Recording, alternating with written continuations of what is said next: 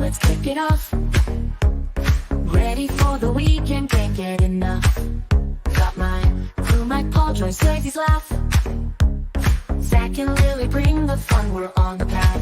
It's the Nintopics podcast ride.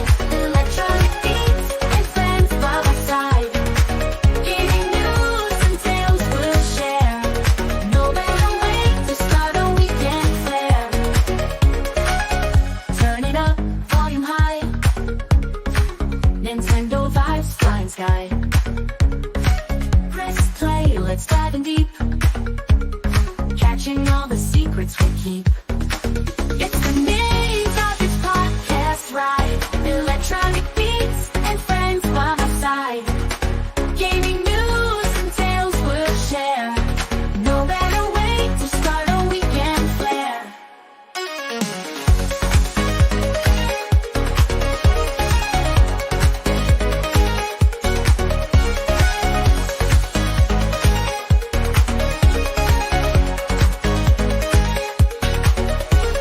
Controllers, quick stories flow. Laughs and smiles as we go. Every Friday night so bright. Nintopics podcast feels so right. Oh. From Mario to Zelda quests. Talking all the games we love the best. Choices, insights, Zach's big grin. Lily's got the news, let's begin. It's the Nintopics podcast ride. Electronic beats and friends by my side. Gaming news and tales we'll share. No better way to start a weekend flair.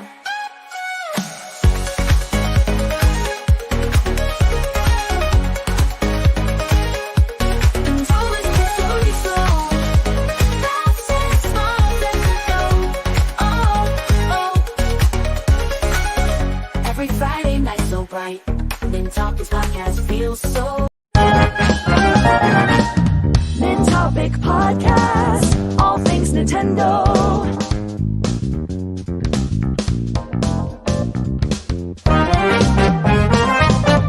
Yeah!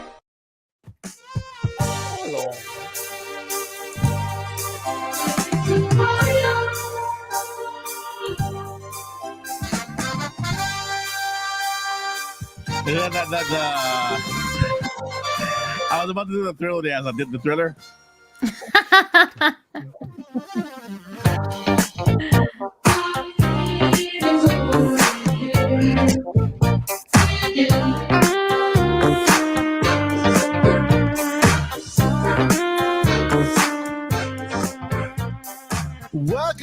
Welcome to the Nintopic podcast. You are here. It is Friday. You made it. Congratulations, everyone in the chat. Congratulations to my amazing co-hosts.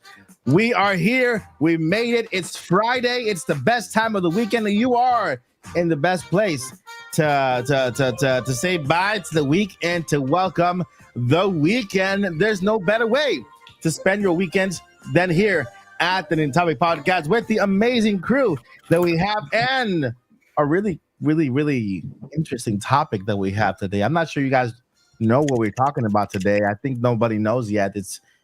I think that we have this news exclusive here. I think we're this news. I know what it is. We're talking about Zelda. Oh no. Well, next week. Next week. Oh yeah, next week is gonna be a good day because that's by the time we go next week, the game will have been out and we would have at least get our first impressions around the podcast. So it's gonna be a Zelda podcast next week. Yes and no. Right now, we got the Nintopics podcast crew, starting with Paul Gale in the corner over there. He forgot who each and every one of us was. I can't read it. Hold my hand, Paul. Hold my hand. There you go. Yeah, We don't know what we're doing. Hold up. There you go. This guy. This guy. Right there. There you go. Totally patting Paul's head right now. Hi, Paul. Yep. There we go. Yeah. It's been a good week. Like, gosh, the weeks go by really fast, though. You know, Mhm. which is like usually that's a sign of if you're having fun, time is flying, and Yeah, sure. that's kind of been this week. Part of it is work and school life, kid life, and all that kind of stuff. But then also just every day is this anticipation of something from Nintendo. Maybe, maybe not. All corners of the web are speculating. It's exciting. That's the main topic of today's show.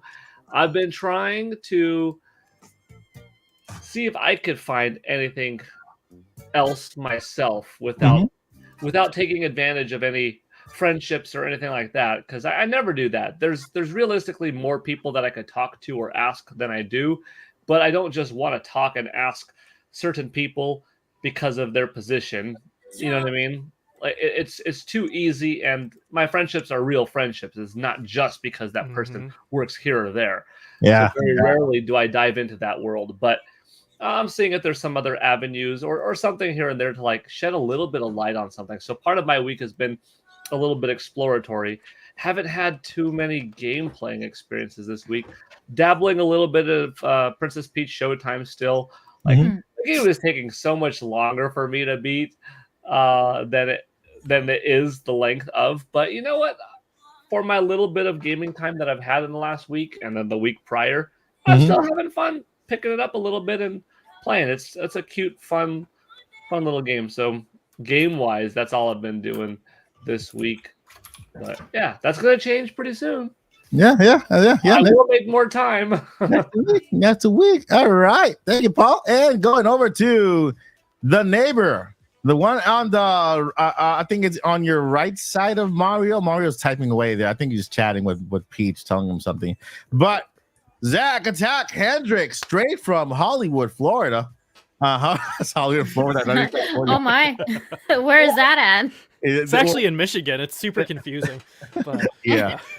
No, well, there is a Hollywood, Florida. There is a Hollywood, Florida. Yeah, go ahead. What's up, man?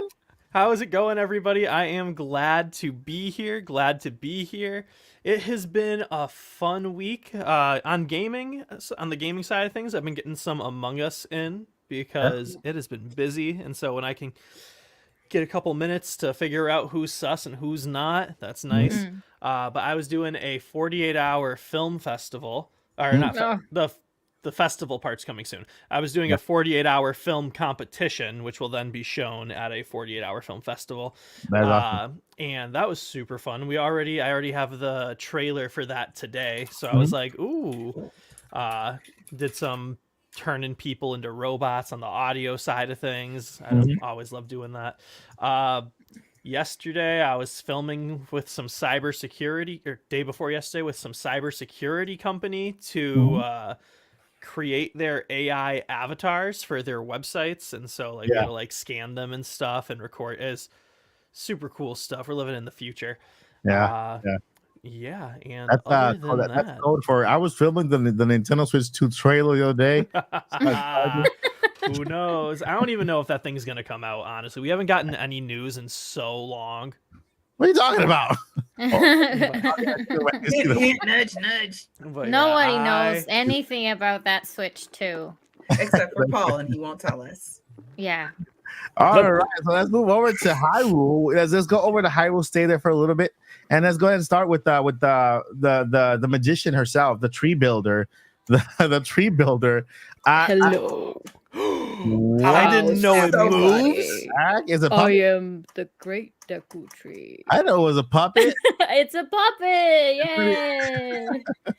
It's awesome. That's so freaking cool. Lilly, Yeah, I know. how are you doing, Lilly? I'm doing good. Thank you for asking. I wanted to introduce my friend, the Deku Tree, because that was pretty much my entire week. Aside from work.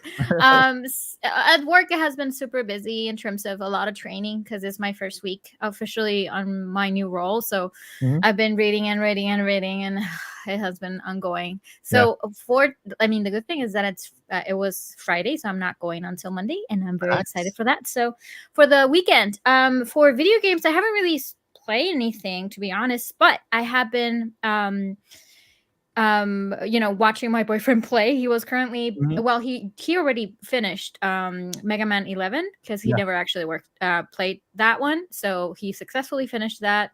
And I was also seeing that he was playing the Teenage Mutant Ninja Turtles Shredder Revenge, Yeah. which was super cool, by the way. Awesome. So he also beat that one. So I was more like I wasn't really playing because we don't have another PlayStation 5 controller, sadly. But that one you can play in co-op, so that would be very, very nice to do so. Yeah. And well, we're gonna have a very busy week next week in terms of Zelda content. So Mhm. yeah, I'm actually preparing for that. But other than that, yeah, I'm just glad that it's Friday. That is awesome. What tip? Zelda streams are the worst on release date. Nobody wants to know what's happening in the streams. Oh, it's okay. It's okay because it's going to be a must for me, unfortunately. I'll let you know more details on it Okay. next week. So Yeah. stay tuned for that. So the other thing is that it's more for me, it's better if I do the live stream because I have content that I can prepare for Oh, of YouTube. course. And I mean, like, if I want to work on videos and stuff like that, because Mhm. it's kind of frustrating for me Yeah. seeing that everybody has posted already, like within 2 days, like, oh, I already successfully beat the game or whatever, and then they start to share spoilers, and I will prefer to play the game. However, I'm not gonna play it on release date. It's gonna be until Saturday. So Oh, okay. yeah. Yeah, that works. That works. Ditto. Yeah, at that point, people are already at least in the game and they can Exactly. I guess that's pretty cool. Yeah, it's good plan. All right, so continue on to Hyrule. We're going to the correspondent straight from Hyrule. I think she has some news over from Hyrule. Joyce J. Oh, Dr. Joyce J. How you doing, Doctor? Dr. Hyrule today, something like that. Good evening, everyone. I am so excited for anything Zelda. I don't care if it's a spinoff. Hey, we got a new co-host. Yes. Paul's family. Shout out to Paul's family. Pretty low girl. And shout out to you, Boo Minnie. Thank you so much for your gifted membership. You are Never always fail. supportive. She never fails. Never fails. Yep. Like never. Thank you so much. So let's see here. What so like I said, always excited for Zelda stuff. I don't care if it's a spinoff. I don't care when it's a main. I care more when it's a mainline game like Echoes of Wisdom. Mhm. I'm very excited. I haven't been really watching a whole lot of stuff on it because I'm like, I'm already sold. What else do I really need to see? Right? Yeah. Nintendo just says Zelda, and I say, okay, how much and what time do I pick it up? That's kind of how I do Zelda. Yeah. On the gaming side, I'm got a report on Splatoon. The final Splatfest was last week, and it was a grand festival. Anyone who played, especially that's played the prior Splatoons, knows how much of a big deal this was. They rearranged the entire intro and had all these back-to-back concerts. It was so much fun. Team Future lost, and we lost bad. I mean, it was embarrassing. I don't think we had 2 points to rub together. Yeah. I was on Team Future. There you go. Oh, you were? That's why. Didn't help. No, we tried. But We tried. Joyce reminded me, like, oh, that is something that I played. I was a part of the Splatfest. It was a lot of fun, though. Team Pass won, right? Yes, by an alarming amount. Was it passed? Yeah, it was passed. Mm-hmm. So there's that. Make the area beautiful, like with the train and with the people. Like that's a lot of work. It's so amazing. It's like a whole other game level, a whole other beautiful thing for free. Yeah, it looked like Woodstock or something like that, like one of those big outdoor festivals. Beautiful, right? Except so I'm like, I kind of want to like go into the game like right now. I want to party with all the Squid Kids. This is awesome. And also I just got to see my girl Marina. So if you play Splatoon 2, you know that I love Marina. But something new I tried. I talked about it a little bit last week, but I wanted to finish most of the game. I'm not 100% finished with it. I got to do the DLC. But I played a game that's a few years old. I think it was on PlayStation 4 and it got ported over to Switch. Nice. It's a visual novel. It's called Crimson Spires. It's a visual novel. Of course, leave it to me to pick out a book to play on as a video game. It's a very, very good story. As somebody who enjoys mystery and I enjoy things that are kind of a little bit weird-ish, I'm a fan of M. Night Shyamalan when he gets it right, which isn't often, but sometimes he hits. So it's very much that style. There's a little bit of fantastical stuff in there, but if you can get, and there's romance and all that other stuff, you get past that. The story itself is what's really good. So for my mature friends, if you are into visual novels, I highly recommend it. Also, I need somebody to talk about it with, so when do y'all play it?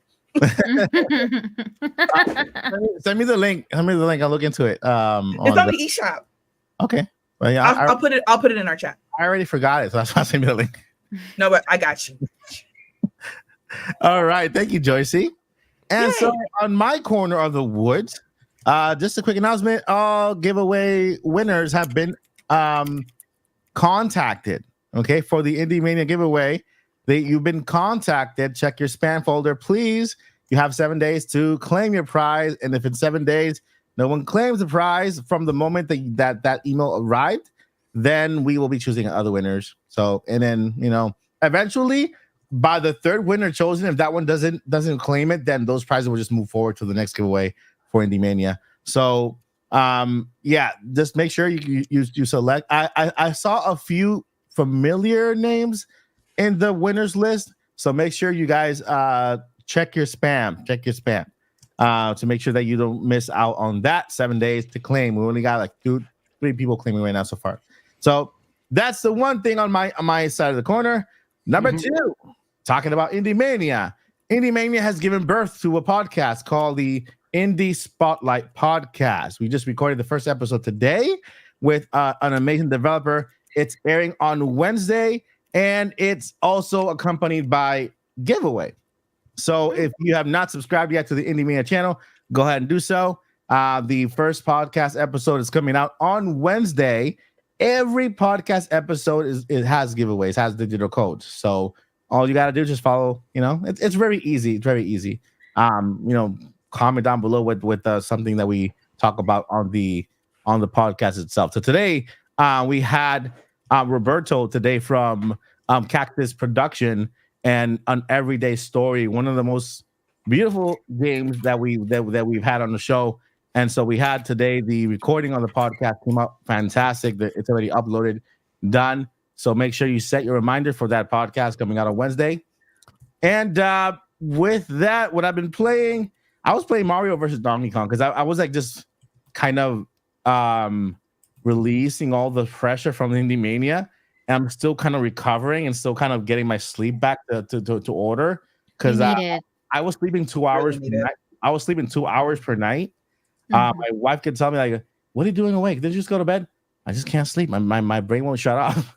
And so I'm getting back. Last night I slept 5 hours, which is good, And so little by little, I'm getting back my strength. Today we had again that really cool interview, which is awesome. Going back to Indie Mania stuff without the pressure and the deadlines and all that stuff, and just kind of sitting back and relaxing and talking to developers is super fun.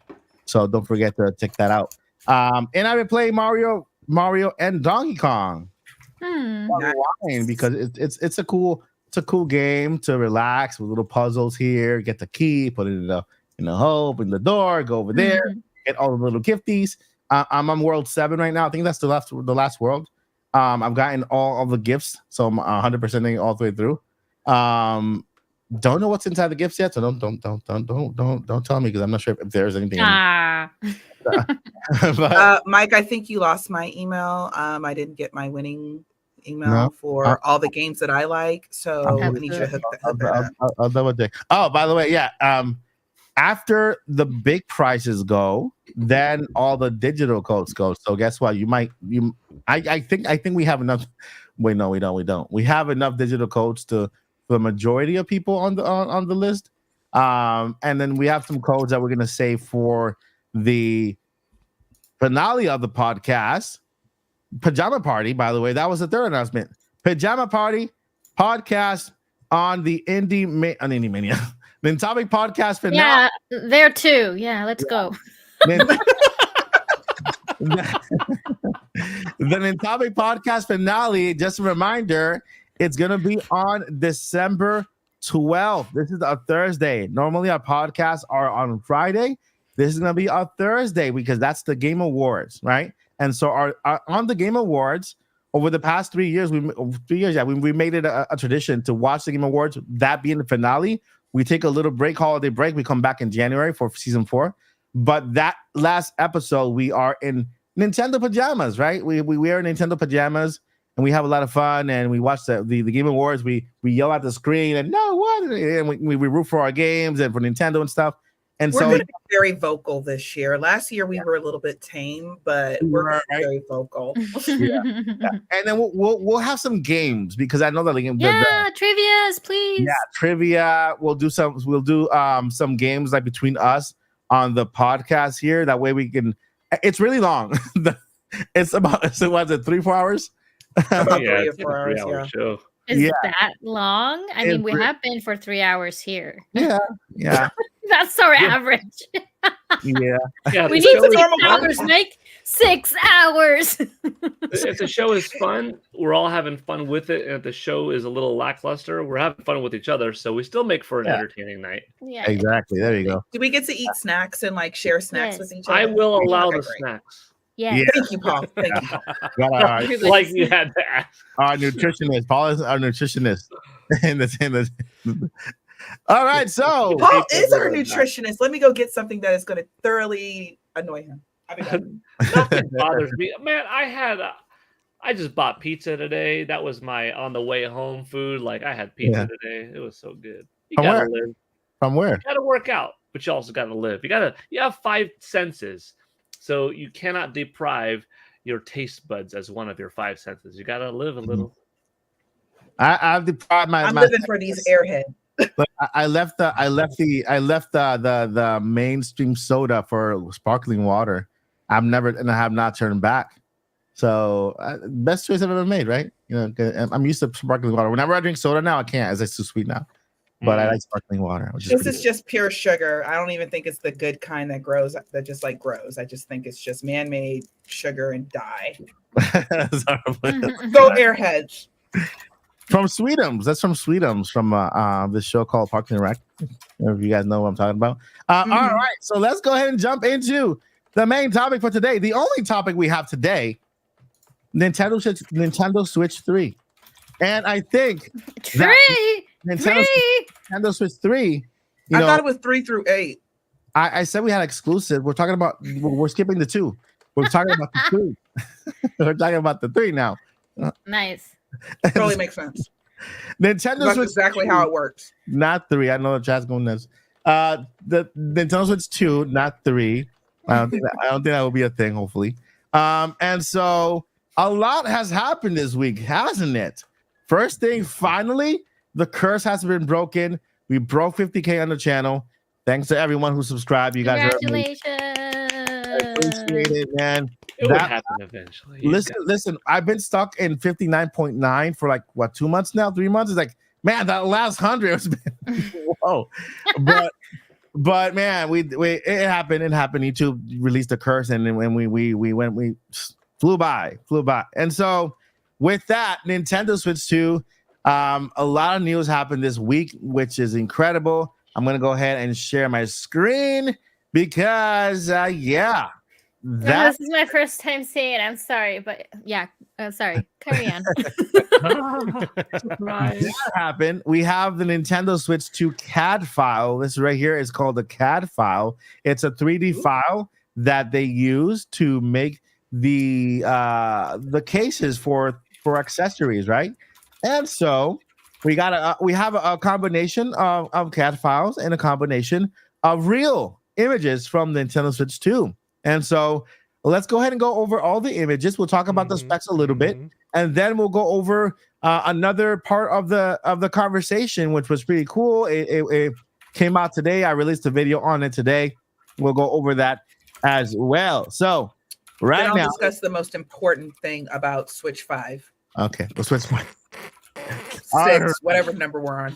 So for my friends out there who are seeking some type of confirmation on whether this leak is real and this is something we should really take into account, I like that in my Nintendo News .com, which is our source for today, really put down the first three things they said before they put the article is confirmations from three different credible sources. Okay, number one, Neco Felipe from Brazil, right?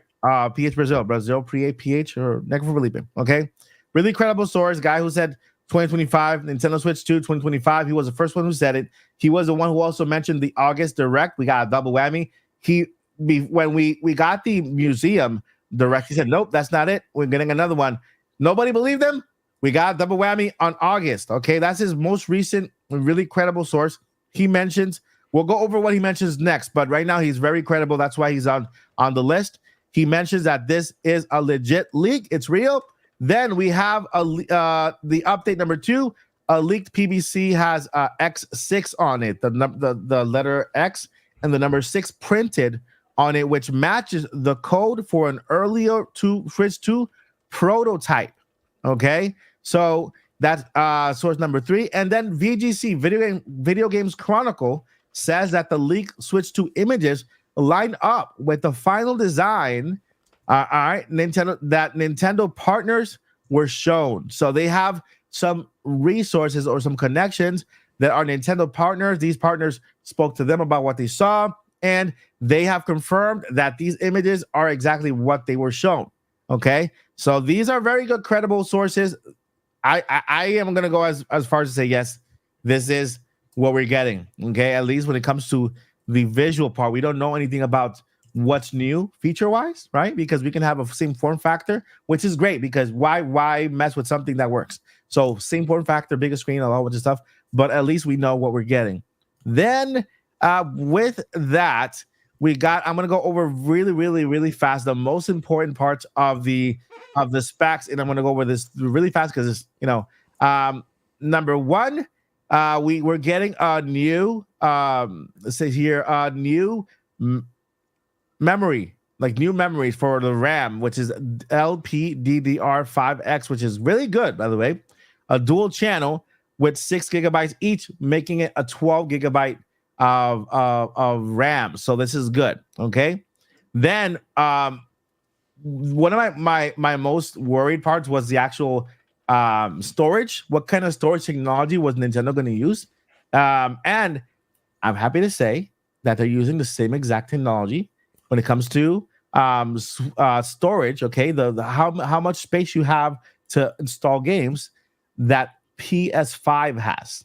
Okay, so and Xbox Series S was basically the M.2 architecture, like with the SD card, right? A solid state with 256 gigabytes, UFS 3.1. Okay, and that's as far as I'm going to go. I'm not going to go too techie on this, but just to give you an idea, it's remember the leaks, the rumors about Breath of the Wild having no loading time. This is responsible for that, right? The NVIDIA chip, the new NVIDIA chip, and the fasting read speeds on the hard drive or the SSD card. It's not a hard drive anymore. It's a hard SSD card, solid state. It does have NFC, and it does have a built-in microphone. Okay, it has 2 fans, which is good, right? And let's see here, visual display port, HDMI 2.1, output 4K resolution. So that is good.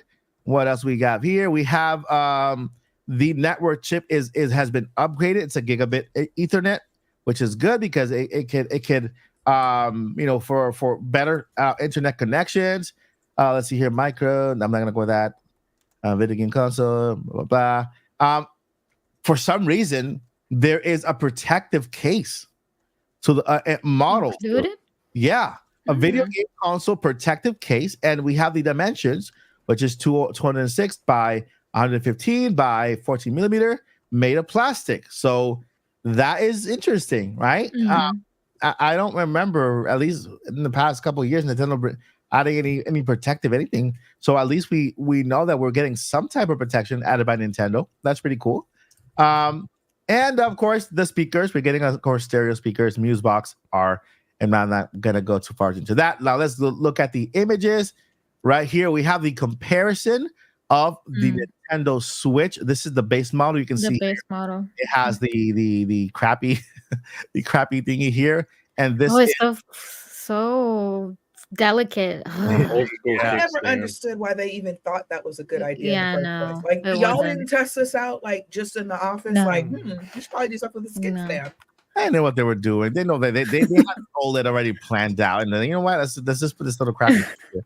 And then so they can be impressed by this one, because if they do this first, the people will complain about that. They want something better, so they'll do the crappy first, and then the no. mediocre after. So here we have the bigger one here. Okay, this is the comparison between the two systems. What a big comparison! That is huge. And as you can see on the side here, can you guys see this well, or do I have to? Yeah. Mhm. Well, if you can zoom it, that'll be great. Can you see it better? Yeah. Okay. A Okay. little bit. Do you guys see this when I zoom like this, or no? So it kind of Okay, pushes in, like it has like a. It doesn't slide from what I'm seeing. So it doesn't. It like it's not making it bigger, right? Mm-mm. No, not Okay. anymore. But we can But see it. it got bigger initially. Yeah, yeah. So this is better. Okay. So it got bigger when I did this. Yeah, it did. Yep. Yeah, Like it gets yeah, smaller. we're And good. now it's smaller again. Right. Okay. There you go. And now it's bigger. Oh wait, yep, Bigger? perfect. Smaller, bigger. That's the biggest. All right. So as you can see here, it's a different type of rail. It's not a rail anymore. It's like more like a slot. Okay. So Yeah. a slot where the Joy-Con enters and is attached by the magnet, and it's pulled in by the magnet. Then we got another here. As you see, this is the right Joy-Con, and I can show you. I'm sure if you can see it on my little square here, but this is the right Joy. Well, it's not the right Joy-Con. I gotta learn my right, my left. What's wrong with me? This is not the right Joy-Con. That was the How right. many lefts do you have? This is the right Joy-Con. I'm like, because I turned it around and it became the left. I'm like, That's pretty good. yeah, like this is the right, now to the left. The right, now the left. Anyway, here we have the right Joy-Con. That's the one we're looking at here. It's a lot bigger. It's gonna be a lot bigger, not as small as this. And of course, you can notice it does have an additional button right here. We're gonna talk about that now because we know what that button is. Okay. Oh, we do? Yep. Ooh, intriguing. We got here the bottom part of the Nintendo Switch. We have the USB-C for docking. These two things could be either just for the air to come out intake, because it does has two fans. So I don't know if there's one here, one on the other side, or it could be two SD slots. Who knows? I don't know. Could be. And then we have, this is a real image. This is the Joy-Cons, and this image looks like it could be waste. You know, like when they're manufacturing some things, sometimes things break or whatever, and they just kind of somebody took it aside, took a picture, because you can tell here this has something here, this one doesn't have it, and then some missing parts. This one is like this part here is kind of inserted in. This one is coming out, whatever. And then we have this little button here. It's missing on this one, so it looks like this is just kind of So the back here, we see the little back part here, and then we have the additional button on the bottom here. So that is the Joy-Con. These are actual images of the Joy-Con. As you could tell, they made these buttons a lot better. So you literally don't need to add that little click thingy, the little slide click thingy that to make him look better. They actually just gave us bigger button. And is it SL? SL? SR. SL, yeah. Shoulder left, shoulder right. That's what it means? Yep. Shoulder? That's dumb. That's so dumb. All right, so then we have that. We got this. That's the other part of the Joy-Con. And we also know what this is now. We'll talk about that later. We have here the inside. We have the card where the motherboard goes because it's missing everything. The motherboard card here. This is the left Joy-Con. This is the right Joy-Con here. You see the two slots here. Moving forward, this is the back of the Nintendo Switch 2. This is the top part, and then of course we see here there's another USB slot here. We got the headphone jack. We have the it looks like this is where the cartridges go, And we have the volume rockers, just like the Nintendo Switch, right? Hey, do we Yep. know next to the vents, on the left side of the vents, there's another little button Right here, right there. Yep. there. Yep. There is no, there's nothing on there yet. No, we don't know anything about that Okay. yet.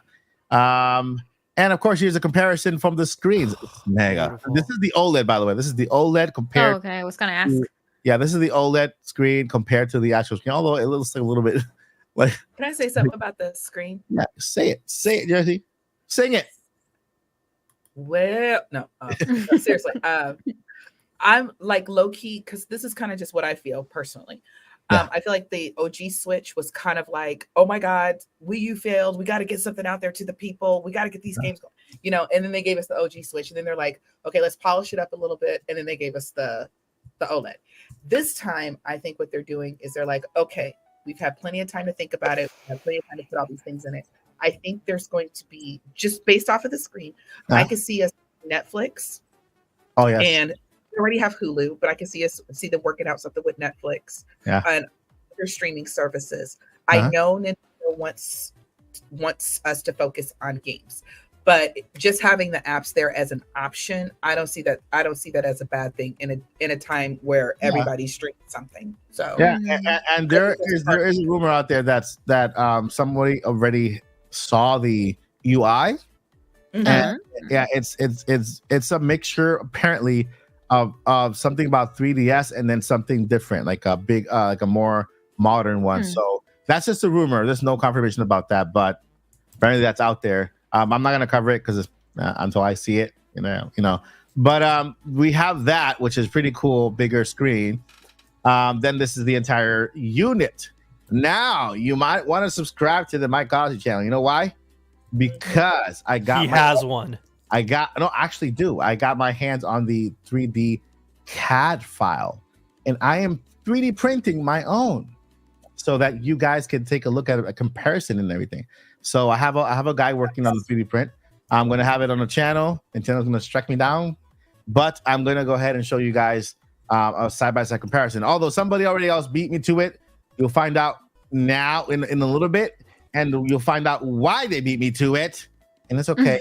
I'm gonna pass. I want to let them have it because they did a good job, and they supplied more details. They have an inside source who provided them with the CAD file from behind the scenes, so they had all the information before it was out.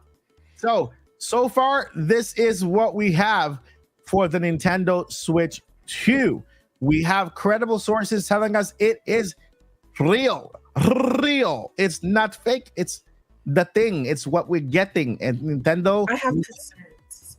And one thing that Nintendo did, which is super hilarious, I don't think anybody picked up on it, but have you noticed how when this leaked, they did not tweet at all on that. Like literally, they stopped tweeting. They did Radio silent completely. And then their very next tweet, oh, we're suing. We're suing Palworld. We got some kind of announcement. It may not have been the announcement we wanted, but we got an Nintendo announcement. lawyers. That's their warning shot to the Switch Ninjas. people. Nintendo Wait a minute, ninjas. and then later that night they had a picture or still a 1,000-year door, I think, and they were like, "Good night, everybody," and I'm like, "Y'all just messing with us." See, the Yeah. day before it was that.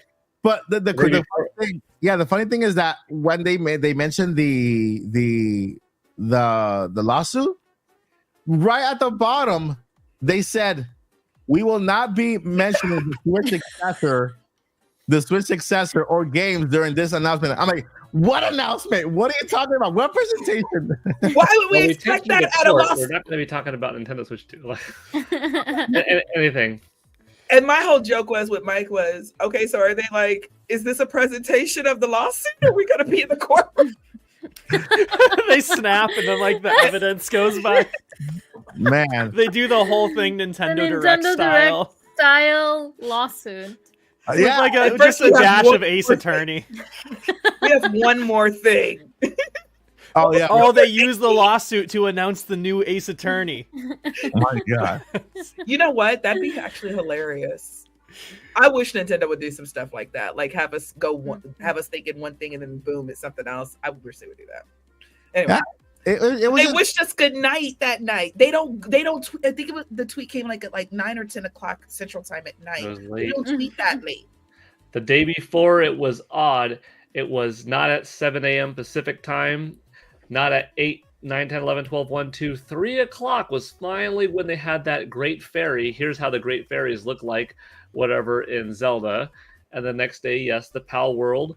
And then, like Joyce just said, late at night that evening was the Goodnight Mario with Mario and Link, and They're messing with Mario. us. They know this is the type of Nintendo. It feels very reminiscent of when they were getting ready for that one Nintendo Direct, and they had the Chibi Robo, and Chibi Robo, Yes! they had him on fire, like they were having fun with the fans. yeah. It's sort of reminiscent of the NX reveal leading up to it. It was a different type of Nintendo attitude on their NOA account, in which the other accounts, operate differently, but somewhat co-independently. This bodes well for something being sooner than later, I think. Like in my projection, a week ago, I said, based off of a little bit of information, I think 1 to 6 weeks. I could be wrong, and they could wait till the middle of March, right? But looking at March how this week 31st. has transpired, I think this week's events bode well for that. Yeah, I think 2 to 5 weeks is now, or 1 to 5 weeks left is like right about that right timing. Mhm. Totally could be wrong, but gosh, it feels right. It was just so hilarious that they had to issue. It was Nintendo of Japan, so I'm trying to find their channel. Their I think it was like their corporate LTD that do they have posted it. Nintendo Ltd? Yeah, I forgot. I gotta find it. Nintendo It was in Japanese. LTD. Yeah, it was this account. Yeah, this one right here. So, notice, concern, decision, financial notification, blurpity blurp. The company stock. There's Mario doing something. This is June 27. Never mind. What is this? Did it remove the tweet? Oh my. Yeah, it looks like they removed it. I guess that was the entire purpose of the tweet. To kind of distract from the other thing. There's only one thing that can distract us now. Just tell me if Switch 2 plays Zelda. Imagine they do the Direct and then they're like, but all of this came at a cost. There will be no Zelda games on this system generation. You want to run that Equivalent exchange. Y'all gonna come to my funeral? Because that's gonna take me out. All right, so the next part of the let me go ahead and get everyone's reaction just to the first part of the news, because the other part, it will be kind of the second part of the podcast, which is also Nintendo Switch 2, but we're going to go deeper into the it's going to be fun. The second part is even more fun. We have stuff to show. So Joycey, what are your first not your first impressions, your third or fifth or sixth or seventh impression of the images? What do you think about it? Like it's quite bigger. You have your OLED, you know how it fits in your hand and everything. Now you have a 8-inch. By the way, it is said that we will have the OLED will be the biggest handheld. I mean, the Switch 2 will be the biggest handheld on the market, because even the Steam Deck but it's only 7.4 inches. It's not 8 inches. So the biggest handheld on the market. What do you think about that, Joycey? Here's what I honestly think. And I'm excited, don't get me wrong, but I kind of don't care in a way. And the reason why is because I just need the box to play the games. That's it. And it is exciting. It is fun. Mm-hmm. I do like that they have increased the size, because especially with the way my hands are stiffening and everything, I'm working on it, but hopefully this isn't permanent. I don't like to play handheld. I want to play with a controller in my hands that I can immediately kind of drop or pick up or whatever. But if I am reading or playing a visual novel or something like that, I do like the idea of a bigger screen. I can see great with my glasses, but without them. So I am excited about that, but mainly my focus is I want games. What the next system just completely signifies to me is we're about to get some more games. I want to see the reveal so I can see little snippets of the games that they're probably planning probably first year. Yeah. It's so cool seeing the big Hinox slam at Link or whatever in the first reveal when Breath of the Wild was coming out. That was exciting. So I do like it. I do like that it's a little bit bigger because for people that have bigger hands or whatever, better grip. And then I also kind of like the fact, 'cause I think also what Nintendo is saying is they want to make both sides happy. They of course want to make their fans happy that are in Japan, and a lot of people in Japan do prefer handheld. Yeah. And then they want to make us happy because we want to go sit down. Well, not all of us, but a lot of us want to go sit down somewhere and play a game. I don't want to take it on the road with me, necessarily, or while I'm traveling and I have to be paying attention to what I'm traveling for and not playing the game. So it's a win-win, and it will probably play Zelda. So y'all should get one of these when it comes out. You made a good point. Don't start, Zach.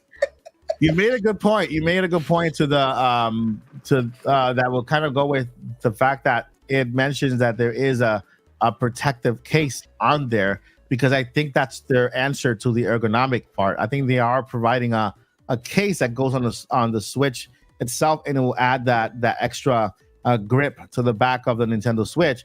And I love that. I feel like it's going to be a clear case, because I don't think they're gonna cover the color of the system. I think they're going to provide like a clear plastic case with at least the grip part of the Nintendo Switch, so you can actually grip it, right? One more thing, let me say something on that real quick. Yeah, go ahead. I don't know, because guys, these are, at the end of the day, this is still all rumors. We don't know what Nintendo's going to do. We could mess around and get another 64 or something like that. So I hope that they are planning on doing actual colors for the system itself. I feel like they're going to go with Joy-Cons, because once you buy your purple or red system that you're happy with, that's your favorite color, you're probably not going to want to buy another one, right? But you're always going to want to buy Joy-Cons. But and then giving us a clear case, that would make sense. So I would love if they just did colors. Just do colors like they used to. Be like Apple. Give us a few select colors and then wait a year and then do some more colors. Okay. That'd be awesome. I miss those red iPhones. Right? I mean, they're still around. Oh, like this one? Yeah, they're still around. Yes. Oh, I thought they didn't do it for the newest gen. We got Android right now. So this one's you have to go in the store because they're special edition. They're for a charity. And so you have to go in the store and you can find them there. I think it's for raising money for AIDS research. Yeah. So before we get into the next crew members kind of overview of what's happening here, let's go ahead and read this super chat by Boom Mini. Thank you so much, Boom Mini, for the $10 super chat. It says, I have concerns. I have a concern that these game leaks will be used as leverage for Nintendo and other companies to make argument for going digital sooner than whatever timeline they were originally thinking. And guess what? Your concern is on point, because that's exactly what they're gonna do. That if they're gonna go digital, which is eventually, I think Nintendo will be the last one to do it, because they said themselves they're not thinking anytime soon of making their games only digital or releasing an only digital console. But I think that is the main reason why they're gonna get rid of physical, because of the leaks. Already some developers will not release physical games who used to release physical games before, and some used to release physical for all their games, and they opted for just going digital for some and then physical for the bigger games. And so it's already happening. Will we get there soon? I don't see us getting there in at least 5 more years. At least 5 more years. Because I have a question about that. Yeah. Here's my question about that. How would you all feel if what is today, the 20th? So let's say a game came out today. Yeah. And they're like, physical goes on sale end of the month, which is like a week and a couple days. How would you, for my physical buyers, mine, but like me, like I'm strictly physical unless there's no other way to play it. How would y'all feel about that? Like, do you think that's fair, or do you think that's like, physical, digital first, physical 2 weeks later? Yeah, I think that's a I good. would say whether it's 2 weeks later or a month later, or something like how Metroid Prime Remastered was like, here's the designated time, or the Marvel vs. Capcom Fighting Collection on Nintendo Switch, PS4, etc. Like, that's a couple of months later. But let's say if it was, what do you want to go with? 1 month, 2 weeks? I think 1 month actually makes a little bit more sense. Gives everybody time to download it. Just pretend in your mind that's the release date. The Yeah. only thing is you have to avoid potential spoilers in some games, so you kind of have to have your own due diligence in neglecting that part of the internet or those parts of conversations, because where everyone is playing and talking about it for a month, you're not. But then you also kind of have to do it in the first place, because what if you buy a game later, or what if you just don't beat a game as quickly? So you still have to kind of be aware of your own speed and what you're watching. But like, I wouldn't mind it if there was a 1 month wait. I would probably still choose to wait that month in most cases. In some cases, it may even make me double dip, as silly as that is, and not the most financially responsible thing to do. But I think, just the option is there. If you want it earlier, go ahead and buy it earlier. And if you want it later, 1 month. We live in such a fast world. Like, it's fast food, it's fast internet. Oftentimes it's fast dating, it's fast to acquire this, fast download. Everything is so quick, and it's very hard to slow down.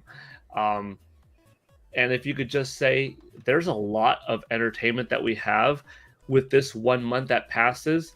That's 4 more weeks that I could enjoy the games I have, 4 more weeks to enjoy that backlog, because everyone's got it.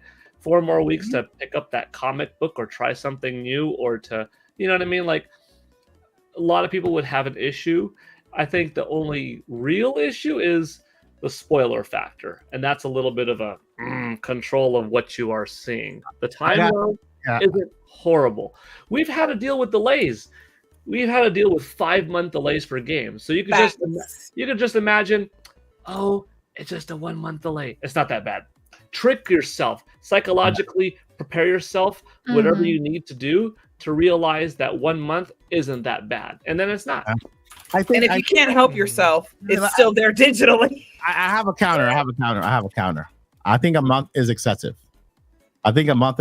Because all they have to do is a couple days later, as long as the game arrives on store after the game has released on digital, no more leaks. Because leaks come from packaging, from shipping, from, as long as the physical arrives to the retailer or to Amazon or to Walmart, whoever ships after the game has released, then that's how you avoid these games getting out early. The physical copy gets out early, they dump it online and they spread it. So as long, it doesn't have to be a month, it could be a week. It could stay. Okay, so the game releases on digitally today, and then they put them in the mail for all the store retailers. We can probably go pick it up Monday or order it Monday. Yeah, exactly. Okay, I like that. Just ship to stores and ship to retailers after the game has released. You have to wait a couple more days, but the game is out. No more. No. You don't have to wait a month, because sometimes like Paul said, time flies so quick that last month's game already feel old, because we have Mario Jamboree coming up. Now that's the big new game, and then we have the next one, Luigi and Mario or Luigi Brothership, and that one is a newer game, right? And so it'll be my first Mario and Luigi game. I'm so excited. Yeah, mine too. Because it's the first one that comes with the big screen, so it's awesome. Time moves very fast. So I'm guessing as long as they ship the games after the digital version has arrived. That all these retailers, I'm pretty sure Walmart is responsible for all leaks. And, so as long as they get it after that, I think it's all good. They don't have to wait a month and stuff. But thank you so much, Boomini, for that $10 super chat and that question. Can I say one more thing? That's Boomini's second super chat, by the way. There was one more that she submitted earlier. Right? Can I say one more thing while we're looking for that? And somebody said it in the chat, and I touched on it a little bit earlier. That would encourage impatient people to buy two, get digital, so you don't have to wait and to collect the physical. Do you know what that means for Nintendo or any business who does it that way? That just means more money because they're still giving you the option. And a number of Breath of the Wild copies, Tears of the Kingdom copies, and Echoes of Wisdom copies I'm about to have in this house really should be studied. I think I have a problem. I have them both. I have them all digital and I have them all physical, and I have multiple copies physical. Mike teased me last year. He said, for Christmas, Joyce doesn't give out Christmas cards. She just gives out Breath of the Wild.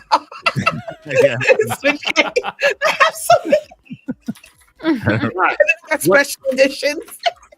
One Christmas, I did that with Starlink. Starlink, such a good game. And it didn't sell all that well, so they eventually gave the whole Starlink package, the physical cartridge in the box with the R-Wing, with the two little figurines, and the Joy-Con grip accessory that connected to the R-Wing for like $7. From 60 to 7, and that's with the extra R-Wing and all that junk.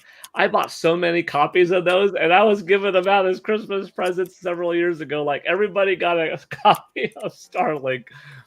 I think whether they had a Switch or not. So, but that was all. Encourage them to get a Switch. Like it should get one. We have another area of Nintendo Switch 2. I think this one is more exciting than the last. You guys want to? Well, for those of you in the chat that have not seen what this system will look like, I mentioned that another YouTuber on the other side of the country, around the world, beat me to the making the mock-up of it because they had prior information, and so they were a little bit fearful of making the video sooner. Now that the information is out there, they went ahead and made the video. So with that, I'm gonna go ahead and show you guys a little bit of really cool images here that I have showing what the system will look like. Boom. There we have it. So, side by side, the Nintendo Switch OLED. Everybody can see it, right? I'm not just looking at it by myself, like I'm You don't know what you're talking about. like a nut, right? All right. So, Nintendo Switch OLED on top. This is the current OLED. The bottom one is the Nintendo Switch 2. As you can see, we have the Joy-Cons, of course, are a lot longer. There is more of a curve here instead of kind of like a straight and then curving. It's all curved all around. The button, of course, because they're bigger, it comes down a little more here. We see the other button back here. Okay, so this YouTuber went ahead and they have a source. They have a source who gave them the original files. And so she went ahead and printed it out to the T, because in order to make a printout of just the Joy-Cons and the buttons and put it together and make it's a lot of work. It's a lot of waiting for the 3D printer to print out that stuff. So here we have, I'm going to go ahead and share more images. Can you zoom in really quick before we switch images? There's something I want to point out. If you're not able to zoom in, that's fine. If I'm not able to zoom in, let me check if I can zoom in. Let's see here. When I find the image, I'll zoom in. Okay. So all I want. Oh, perfect. So if you want to write again a little more. Actually, no. A little. All right, right there is good. Yeah. And so I just wanted to point out from this image, it makes the screen on the new Switch look smaller than it actually is. Because if you notice where it goes from completely black to there's like a light line, and then there's like another bezel around that. Yeah. The interior line, there's no screen in that console as far as I can tell. That line is where the screen would be sitting if Yeah. I understood the models correctly. I have more context for that. Okay. The mock-up for the screen came out of the OLED. So what they did was they made the OLED bigger. So everything else when it comes to the Joy-Cons, I'll show you in a bit, all the innards and stuff like that. That's all part of the Switch too. But when it comes to the screen itself, just to make it easier to kind of make that screen black, pretend like it's real. Exactly. They made the OLED bigger, so it has the same bezel as the OLED, just kind of bigger.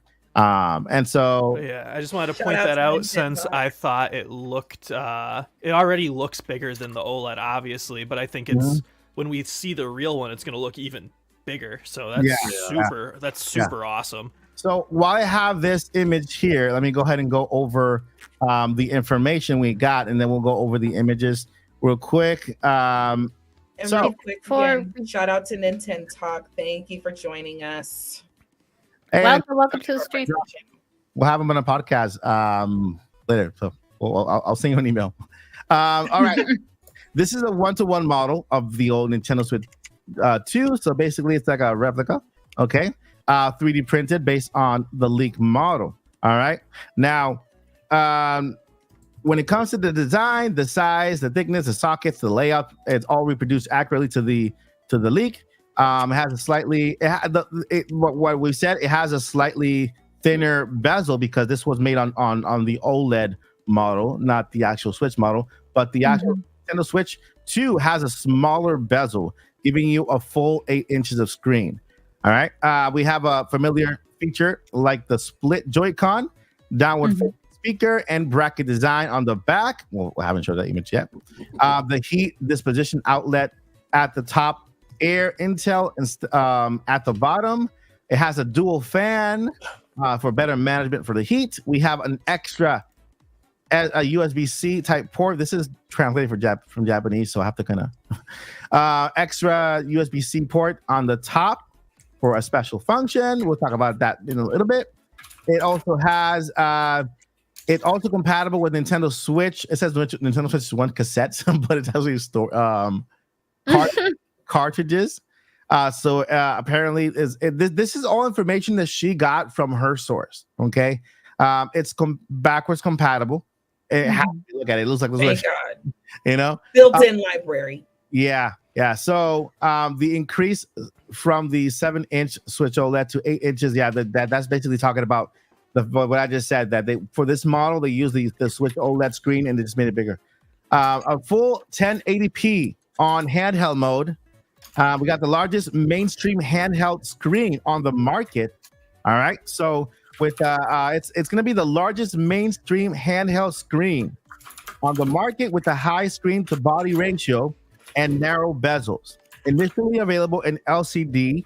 For now, we don't know yet about the OLED. Nintendo will probably give us one later on, but it's LED and mini LED, so it's really good. Mini LED is actually like OLED, just a little bit lower, better than LCD because it has deeper blacks and it has individual pixels, just like the OLED screen has.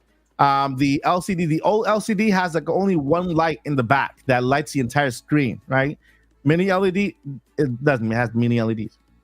The Joy-Cons have a longer design, of course, to accommodate the screen. Sharper lines and arcs transitioning towards the front of the side. So basically, it's more like, it's sharper, goes down faster. Connection method changes from the connection method changed to electromagnetic suction. All right, so another confirmation about the electromagnetic. I've been talking about that for a while. Been having people say it's not going to be electromagnetic. It won't. There's another source here saying electromagnetic. Electromagnetic is a magnet that's activated by electricity. Nintendo can actually increase the suction of it with the software update. So this is like a big thing, right? If it's too loose, they can issue an update and then increase that. There was a leak out there mentioning that Nintendo did release an update for one of the models. What do you call those model people? Dev kits. One of the dev kits that had to do with that. So, Let's see here, blah, blah, blah. Larger rockers on the main buttons. See a new large buttons replacing small buttons. Okay, so now let me go ahead and show you this back part because this is where this part comes in handy. The other part. Let me go ahead and share this screen here. Looking at the tier. So one of the parts that we saw over at my Nintendo News Cam that showed us the back of the Nintendo Switch, right? It's actually the release button for the Joy-Cons. It's the same button that we have now on the Switch. Just it's now electrical because it has to release the magnet thingy, like it's like a. Let me go ahead here, and this right here, this button that we see right there. Mm-hmm. All right, this is the release button for the Joy-Cons, just like this little button is in the back. So it doesn't really change what it does. It's right there. It's not an extra button. It's not an extra function button. You can map. It's just the release button for the Joy-Con. So Nintendo's keeping that. But it's more even. It's better well thought because the way that it's shaped. It makes me think it's going to be a lot easier to pop it out. Yeah, because when you hold the Joy-Con, your hand kind of goes like this, like a little arm. Yeah. So it fits perfectly there. All you got to do is just kind of trigger, like a trigger. Yeah, exactly. And also, too, just thinking about it ergonomically, I don't have my Switch with me right now, so I'm just going to use this hard drive. Imagine it's a Joy-Con, okay? Everybody, please. Since we have it on the rail currently, having the button on the back going straight in, you push and lift, but this one doesn't slide. This one goes out sideways. So it makes sense to change the orientation of it just for ergonomic reason, because where you're grabbing, you're going to pull. Yeah, I really like that design choice. Yeah, push trigger, pull out. Push trigger, pull out. Sense. It might even Nintendo snap into place. Oh well, that's actually that's actually coming up right now. It says that the Joy-Con has a very satisfying click when it goes in. So it kind of, click. Yeah, it kind of it kind of goes along with when you put the Joy-Cons in place, you hear that little click that it does artificially because it's a sound from the Switch. This one actually has it on the system. Let's see here. Rockers, new format, large buttons, additional small. Yeah, additional. Let me go ahead and get that image now because this is where it gets interesting, my friends. Oh, we're not even in the interesting part? Nope, we're not even close. Not even close. This is where it gets interesting. Let me go ahead and highlight that part of the thingy, and then I will get that image thingy in the thingy. Boom. As you guys can see there, look at that. Look at what we have here. Looks like a little moon, but no, it's a C. That second button is a C. And they brought back the C stick. Let me tell you, the functionality is weird, but let me tell you exactly what it is for. Okay, so additional buttons, square button. Right now, what she's speculating, there's three things that this could be. Well, actually, there's one thing that it could be because she confirms later on what it actually works for. The USB-C adapter on top. Okay? The USB-C adapter on top. This button has two functions. The C button. Number one, a camera. The USB-C port on the top is for an external connection camera via USB-C port for enhanced motion sensing capabilities. So it looks like, I don't know, maybe VR or something regarding motion, something, right? Labo 2. Level 2. So the external camera connection via USB-C port for enhanced motion sensing. When the camera's not in use, it's a capture button. Really easy. It's like maybe there's a you press and hold and it does the videos or whatever, right? Or maybe one side is captured for picture, one side is captured for video. I forgot which button it is now, but we have a button on the current Switch. Yeah.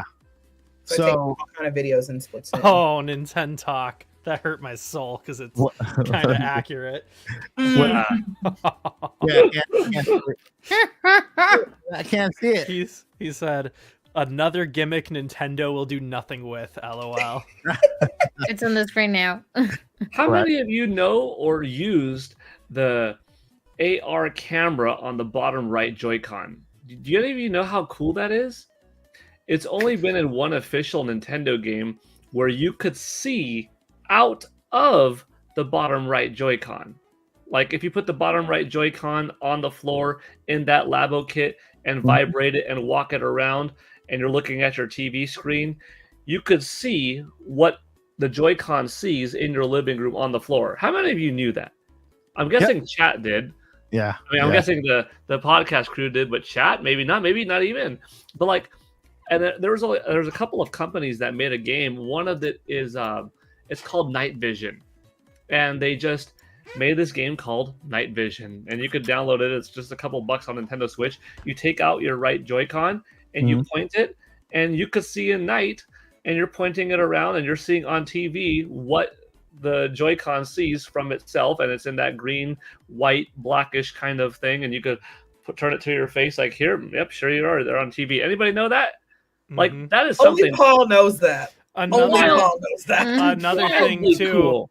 Yeah. You know, Insanely cool. we're You have getting your- to the future of like. Oh, sorry, Paul. No, just super cool, but highly unused. And I want some cool features that Nintendo will capitalize on, going forward. I actually feel like there will not be any major gimmick feature for this system. I don't think there's going to be a major gimmick feature. I think this new system is basically another Switch, but kind of fan pleasing Switch with more power to the system. Before I get into the performance, because we have the performance here, Zach, do you want to say something? I was just gonna add on to what Paul was talking about with how powerful these Joy-Cons are, like the original, not these new ones. I'm sure the new ones are going to be even more so. If you don't want to drop $12,000 on these for virtual production, there are Unreal Engine plugins that people have where you use a right switch Joy-Con and put it on your camera and can do production stuff with that. And there's a lot of unofficial uses for these Joy-Cons because they're so advanced. Yeah. So yeah, I mean, it's just like always breaks my heart when I see Nintendo not doing stuff. Yeah, I think that these Joy-Cons are another Virtual Boy situation where Nintendo is way ahead of their time, and so ahead that nobody pays attention or cares just yet until they release some type of groundbreaking game that really calls people's attention. So performance wise, we got expect to compete with or surpass. Of course, we've all heard the PS4 thing, the Xbox One thing level. I love that a lot of the PlayStation fans and Xbox fans are looking at these comparisons that Xbox has been PlayStation has been releasing. Like, you know what? It's true what everybody says. I think the peak came with PS4 because you're comparing PS4 to Xbox to PlayStation 5, and these graphics look almost about the same. Oh yeah, look, this one looks the little shadows here. I mean, that really nobody cares about, right? And so it's gonna surpass PlayStation 4 and Xbox One with the uses NVIDIA 239, that's old, chip with a strong GPU architectural, 1,536 CUDA cores, and 12 gigabytes of LPDDR5X memory. The storage, 256 gigabytes, which is pretty cool. We got more space. And the best part of this is it's a PCIe 3.0 level hard drive or SSD card, which is, in other words, like an M.2 for the latest kind of hard drive thing, reading speeds. And the next part has to do with that one too. Data compression chip for the 239 for non-disk reading effects similar to PlayStation 5. So that's sad news for all physical fans, physical cartridge fans. The digital version of the games will be a lot faster when it comes to loading than and reading than the actual physical one. I mean, it's always been that way because you have to wait to read rather than having something already embedded within the system. It's like what, like 10 seconds? How much faster do we want it? We'll see. We'll see. There people are gonna start releasing videos. We just kind of timing to see how much faster it is. It's the same with PS5. The disc and digital have different speeds, so it's across the board. But then again, people care less about that little thing here. Now let me go ahead and go over the pictures, all the other pictures that we have here for the system, because we got pictures. It will be interesting what is exactly the expandable storage, because like right now, PS5 and Xbox Series are very limited. You have to play this game of refrigerator constantly, unless if you expand your storage and get an SSD. Unless if you are playing PS4 or Xbox One games, then you could have a standard hard drive attached and you could have digital games on the external hard drive, and you could play your PS5 or Xbox Series X and use it to play those older games. But if you're playing a modern Xbox Series X or PlayStation 5 console game, it has to be run off of the internal SSD or pay bigger bucks for an external SSD.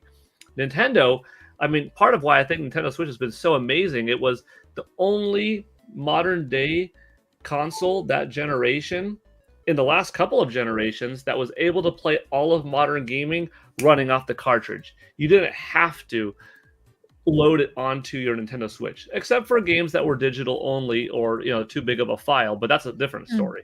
It was able to run off the cart. Let's say you are mostly a digital gamer this time around and you don't want, and you fill up your 256 internal SSD memory.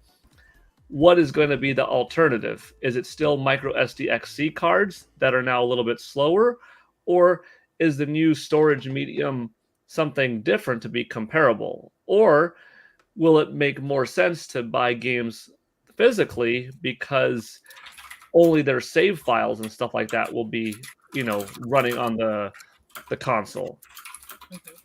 Yeah, there was news recently about a new card that was being introduced that's kind of around the size of an SD card that has ultra performance, even 10 times faster than the current SD we have now, that was said that was being specifically made for Nintendo Switch. It was a company that's really attached to Nintendo, and so I'm pretty sure that once the Switch releases, the Switch 2 releases, that company is going to come up or they're going to even present it and release it. I mean, technology is advancing every single day. We get faster storage and smaller storage every day, and so I'm not too worried about the storage. I know it could always be expanded, and like I said, technology advances every single day with that. Right now, as you see on screen, this is the content creator who made the mock-up. Look at her hand. Look at how big the Nintendo Switch 2 looks in her hand, right? And then of course she has the Switch OLED on the other side here. But the Steam Deck on the back. The Steam Deck, She has huge hands, by the way. This is an NBA player. Her hands can hold the size of a basketball. That's just how big that is. She's actually 6'7". Wait, we need. Did I show you the Steam Deck version?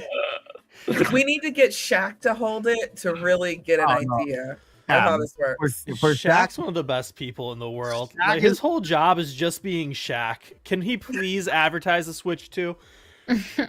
No, the Nintendo Switch 2. Much bigger than the Nintendo Switch 1. And he always does like a point. He owns Papa John's. He's good to go. He's good to go. Yeah, you know what they say. Like the Steam Deck's design, once you go Shaq, you never go back. I mean,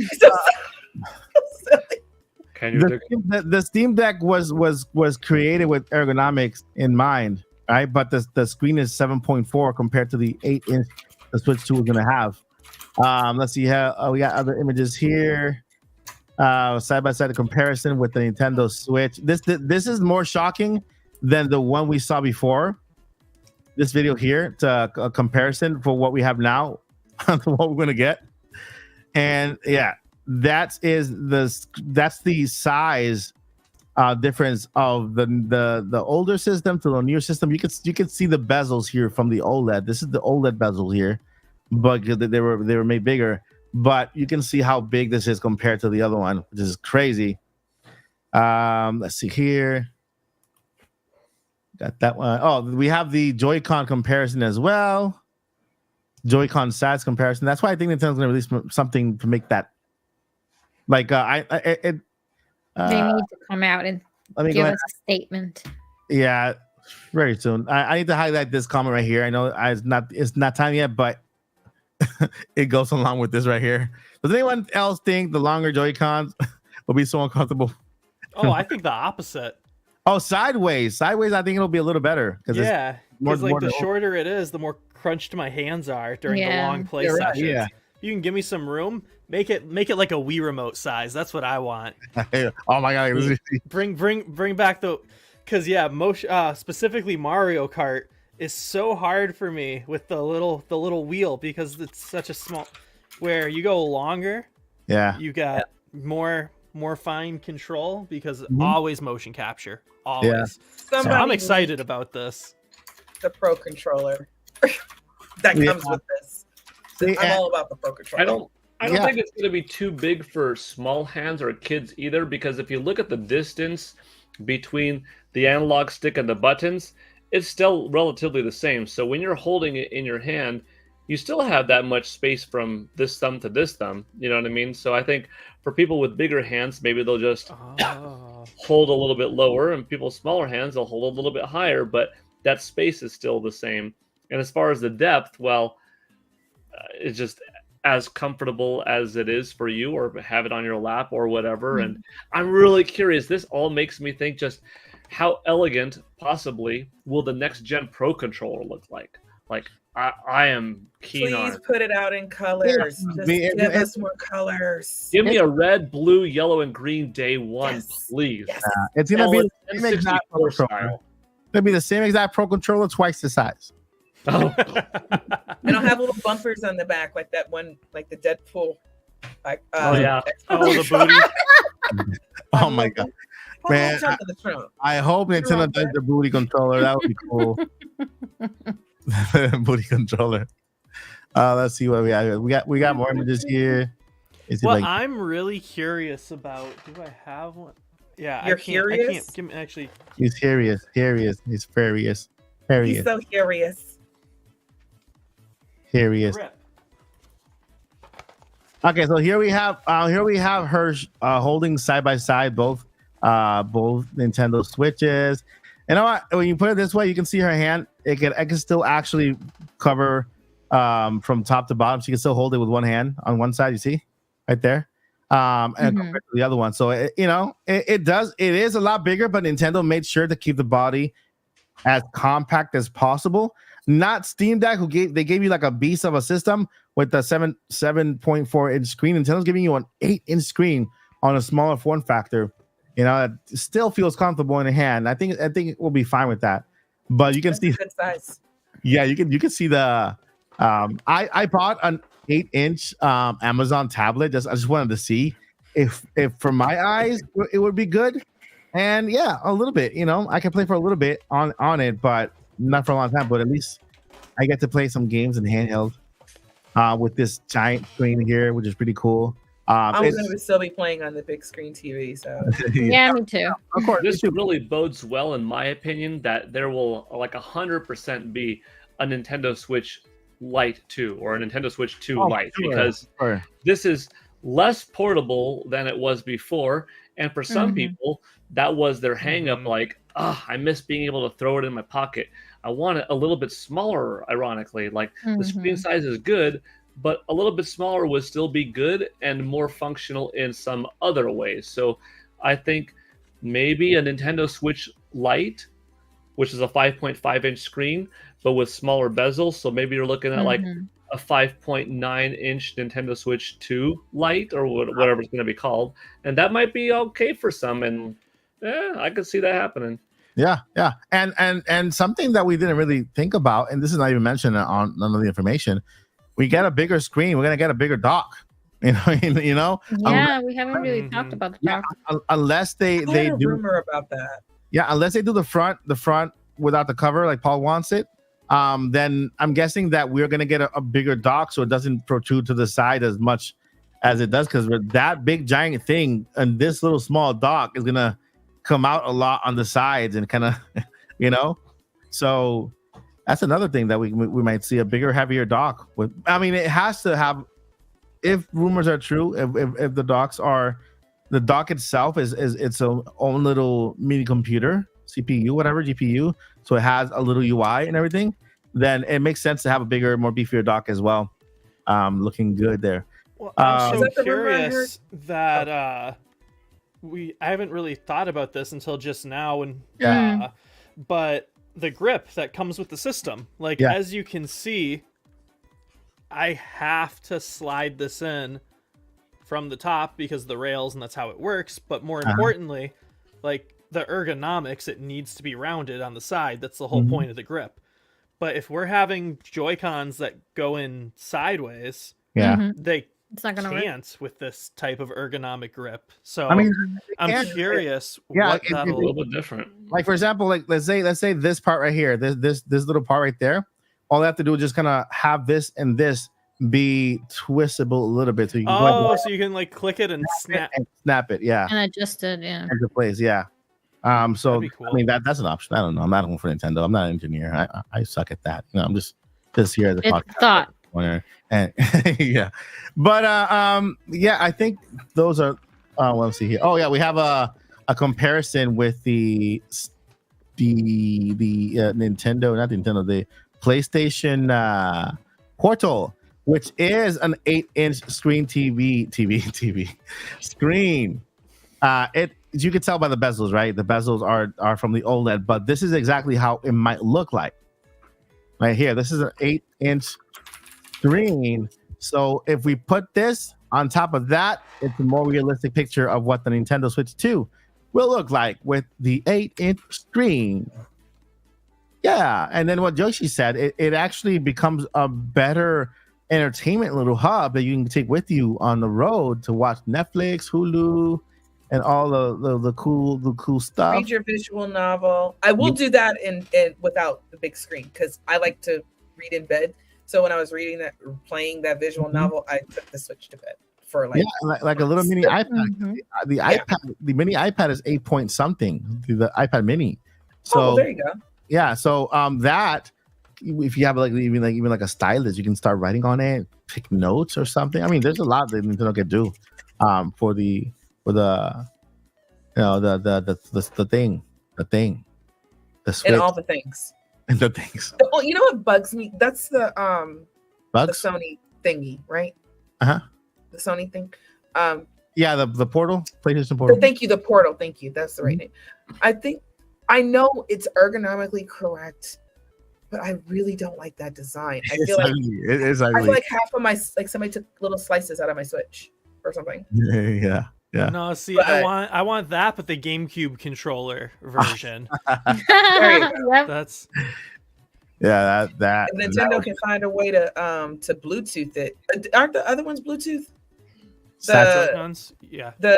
Not the Joy-Cons. I'm sorry. The old school controllers that they sell that Oh, the work Wave specifically with the Switch. yeah. Mm. Yeah, The I think controllers? they're The well, older they Like sell the NES, extra- Super NES, N64, like those. Mm. Yeah, and I think they have a Oh, GameCube okay. one too, don't they? Or did I make that one up? They I don't have a official GameCube one. I mean, they have the GameCube controllers that do work for Wii U and Mike Nintendo brought it Switch, up with but a not like patent. a official Waybird one yet. Aren't Yeah. the ones that Nintendo is selling that work specifically with the Switch? Aren't those Bluetooth? Yeah. Yeah. Oh, I would you imagine- mean- Yeah. Okay. Because then I would imagine they would work with Switch 2. Then. Yeah, they will. You mean the NSO controllers, right? The NSO controllers. Yeah, that's Yeah, Yeah. Yeah. But, So do those like not work with any other games? They only work on NSO. Buttons are buttons as long as it works with this compatible system. You Uh, could, I'm I've not a played tech stuff like person. Tetris 99 with the N64 controller just to see like how does Yeah. that work. Yeah, you could play it.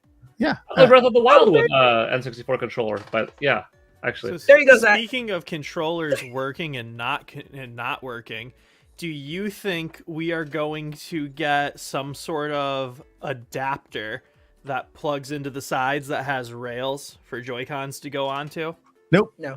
I think Nintendo did announce the little sidekick that goes on the side to charge them, and I think that's about it. The little sidekicks, and it's not going to be compatible with the Nintendo Switch 2. What I think is that the Joy-Cons are going to be just separate controllers for it is going to be compatible. You can pair them via Bluetooth. You can't pair them via snapping anymore. You can only pair them via Bluetooth to give you more controllers to play multiplayer games and party games, or even Nintendo Switch games that you might want to play, with your regular Joy-Cons. That's one of the things that I think, it's on the list. I just didn't read it, but the Joy-Cons are compatible with it only via Bluetooth. They're not compatible physically with the Nintendo Switch 2. There's no way that you can put them there. No, it's small, and of course the new electromagnetic thing that kind of hooks up to the thingy. There's a completely different set of wiring and stuff going on in there. Although crazy glue and duct tape work wonders. Let me tell you, you're absolutely right. Do not try this at home, guys. Don't do that one. Okay, In Texas, you just need some duct tape. follow up to that. Do you think a company will be able to put out an unofficial adapter that is like I think this so. wide and snaps in? Third parties will come up. third party adapter. Smaller They companies, have it already. You want to use your old stuff? After this announcement, they have it already. Oh yeah, you mean like an adapter that snaps sideways to the magnetic field there, and then on that you add the There's a rail on the adapter. Yep. Yeah. That's It's what I'm like- curious about. and it's gonna look so funny too, because the little small It would get Joy-Cons on the wider. bigger screen. Oh yeah, that's true. So funny. Yeah, really hilarious. Well, yeah, anything you can think about, they're gonna make. Trust me. It'd be the opposite of how the Portal controller looks. They're too small. Like little ears, so big head. That's amazing. Yeah. So, All Hey right. Arnold, that's oh man. I would buy one of those and then I would get it like a Hey Arnold decal. Football head, like a football head. That's horrible. imagine playing Zelda on this. Oh, sorry. That's next week. Sorry. Go ahead. Carry on. All right. So, guys, any thoughts? Give me your thoughts. Tell me what you guys think about this. The new form factor. Let me know. I honestly think Nintendo is not doing anything new other than adding a lot of power so that we can play better games. We can play GTA on this thing on the go. We can play God of War Ragnarok on this thing on the go. We can play Street Fighter 6 on this thing on the go. For Paul only. That's the special version for Paul. We can play, all the one thing that I forgot to mention from this person who made the video was that every current gen game is going to be compatible with the Nintendo Switch according to them and their sources. So it's a good thing that we get current gen games on the Nintendo Switch, adding a completely different a lot more fans to the system who are into playing games on handheld mode. Steam Deck is around. It's good, but it has a 7.4 screen. This one will have an 8.8-inch screen. And so, Lily, what do you think? Talk to me, Lily. I mean, this is the first time that I'm seeing these because I wanted to step away from looking at those images. But I mean, you're pretty much on point, meaning that we have been discussing this for several, I would say months already, about that we're going to be able to have multiple games that you will never thought that you were able to play on the go. I wouldn't say that it's going to be like officially the Steam Deck competition in terms of aspects and tech specifications and stuff like that, and how powerful that is versus what's we're gonna get powerful. Right? It's more powerful. More powerful, but it's probably not gonna be as what some people might be expecting, which is for me is okay. Like, I'm not really driven by the graphics and performance, but this will definitely open up a lot of opportunities for anybody out there that has been considering not buying the Switch. Like, if you don't have the Switch, this will be like a great chance for you to buy the the Switch too, if Yeah. that's the case. In terms of how excited I am, I also talked about it a little bit, that this will be officially my first console that I'm buying day one. So I'm very, very excited. I've been using my Nintendo Switch for all these years, and I've never been disappointed, aside from the Joy-Cons. But other than that, I'm very, very excited. Like, I've seen a lot of we can see a lot of improvements if this holds true of everything that we are seeing. And I feel like this is if I can compare it with something, it's more like Breath of the Wild and Tears of the Kingdoms. Like Breath of the Wild pretty much walked for Tears of the Kingdom to be able to run. So I feel like Nintendo Switch 2 is going to be something like that. Like they have a lot of history behind them supporting that. The Nintendo Switch is a good console, even though it doesn't have the power that people are demanding or expecting. It's going to be great. So I'm very excited to see more, and to finally see that revealed. Joycey also pointed out about being able to see that revealed trailer sooner than later, and getting a glimpse of those games that we have been kind of speculating and hoping for. So yeah, I can't be more exciting about it, and I'm just hoping that day comes sooner than later. Yeah. I don't doubt it'll be. Actually, wait, hold up! I forgot the most important part. Yeah, you're forgetting something. Forgot the most important part. What the heck am I thinking about? What's the deal with me? What's going on, Mike? At What's least the for 2 deal? seconds. What happened? So yeah, I forgot the leaked information, the reveal time, the reveal time, and the release time. Do you guys want to know when this system is going to be shown? Before you tell us, how about sticking to we my guess? Yeah. Oh, what Lily was saying. Go for it. Okay, I've seen it, so I won't guess. All right, so all right, so He's in the commercial again. everybody just guess a date really fast, like a date. I need a calendar. Hold on. I didn't know. I'm gonna go with October 3rd. Okay. Ooh. All right. Zach. Whatever the third. Well, for them it would be Friday, so Thursday. Whatever the third Thursday in October is. Okay, third Thursday. October 17th. The 3rd, the 10th, the 17th. Okay. And Paul said he's gonna maybe the 10th. I'm going 17th. Okay. And Joycey? There's a October 10th rumor out there. It's just a rumor. It's not based on anything. So my guesses have always been for October. So I'm going to go with either the 10th or the 17th. I'm not choosing between the two because I'm just team October. It could be October 1st. It could be October 31st. So before I reveal, this girl, okay, in the video, she got her information. She got the Switch 2 print out so quick because she knows people who gave it to her, gave her the files for her to print on her own, and they shared this information with her.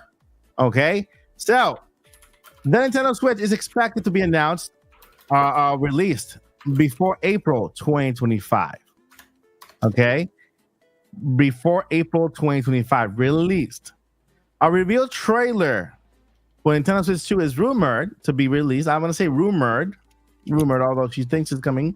I'll say rumored on October 10th, 2024 at 10:30 a.m. Oh, even the times? Pacific time. Say it one more time. Say that one more time. What? The Nintendo Switch trailer for the system, guys. This is a rumor. I'm not saying it. The cast is not saying it. This person promised nothing. We're just reporting what we've heard. Yeah, the person who uploaded the video with the mock-up of the Nintendo Switch 2, the one you see on screen here, heard it from her file, or the same people who gave her the files for this, that the system will be revealed on a trailer in October 10th at 10:30 a.m. So even with the time, before an announcement like the night before. Yeah, on that's the what I was 9th or 8th. Yeah, So somewhere yeah. something that week. Okay. And then it'll be likely to be released in March of 2025. The drop, the launch. So In it's a March. repeat. We're doing a repeat of Switch It's a one. 'Cause repeat. how Yep, Switch one that's came out. exactly it. That's You're right. exactly what PH Brazil said. Mhm. He said it. He's been saying it for a long time. He said no, Nintendo's following the same exact Rumor schedule. has it. And I believe it. I believe it. I personally, you guys believe what you want. I personally believe PH Brazil because the guy has just been crazy nuts and on point. Okay, who was gonna guess a Nintendo Direct at the end of August when everybody says no? Even all the credible resources that are out there, they didn't jump on. He was the only one. No, oh yeah, that was that museum. Nope, we're getting another one. But we're almost done with August. Almost at the end. We got a double whammy in There August. you go, non-believers. Quick reminder, guys. I did call an August Direct, but I literally just did because I knew it was going to be. We all said September, and I wanted it to be different. So Yeah. doesn't count. But I'm going to take the dub. It I'm going to counts. pretend it counts. Yeah, you deserve it. I'm going to pretend it counts. It's It fine. still counts. It And counts. he also said he doesn't expect us a direct to be in September. And look, look where we are. September already 20th. And we I can't believe it. and then next week is the launch of the Zelda game, which is at the end of the month, and then we're almost done with September. October is around the corner. So those are the. I can't believe I just I ignored completely that little detail there, thingy there. So Oh, no worry, you're good. it's a thing, man. It's a thing. So with that, did everybody else give their thoughts about? Mhm. Well, you guys been giving out your thoughts throughout the entire show. You guys have been doing a great job of just sharing your thoughts with this. And Joyce, you're like, I don't know what to say. Joyce, you had really good insights, and you didn't know what you were going to say. You had really good I insights. don't know tech stuff. I don't know what the M2 thing is. I don't know. I'm like, I want the box that plays the games. Yeah, because yeah. That's what it's always been. I don't necessarily care what it looks like. I know some people, I don't even remember if I said this earlier sometime. That it's basic on the outside, and it is. It looks exactly like an OLED, except a little bit bigger. But I think all the personality of this system is going to be when we turn it on and we see, hopefully, and y'all can tell me, please chime in on this. Hopefully, we have interactive UI, or we can turn it off for people who are like, I don't want a UI. I just want to see my game library and But for people like me, where I have the big screen in the living room and I can have the Switch on, it's just on the UI. I have my nice big Zelda poster of the week or whatever game I'm playing, and I can have folders and I can create my characters and do all the things. I want a better eShop because I'm one of those people. I like to scroll on Amazon. I like to scroll on eShop. That's how I found the game I've been playing, that Crimson Spires game. I was just waiting. It took like 3 hours to go through everything on the eShop that I wanted to just look at, just to see if something grabbed me. Want a better eShop. I do hope that they will get creative with colors, but this is my whole thought process behind Switch 2. I really think that they are saying we are playing it safe.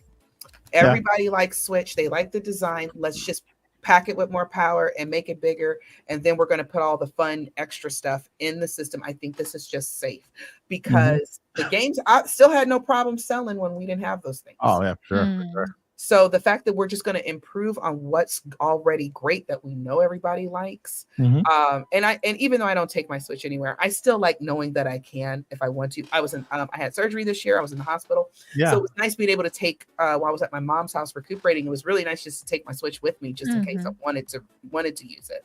All those kind of things. Those are the things that they think they're going to focus on. I think the inside, the guts of this thing is what's going to have the personality, and of course the games already are full of personality. So and also, for all of our fans that are third-party fans, you're gonna love wanting to play God of War, while you're waiting in line at the DMV, or while you're for our youngins, while you're waiting for the school bus, whatever the case may be.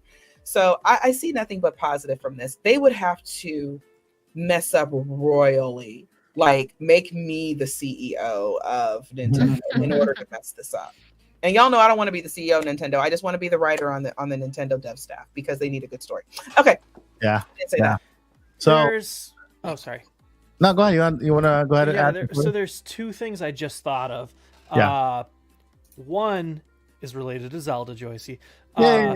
But Yay. no, with these CUDA cores and all of the new RAM and whatnot, I was just thinking about playing Tears of the Kingdom in Ascending and going from the depths somewhere else and having that literally just take like 1 second instead of like the loading screen of him just swimming through nothing while everything's loading up.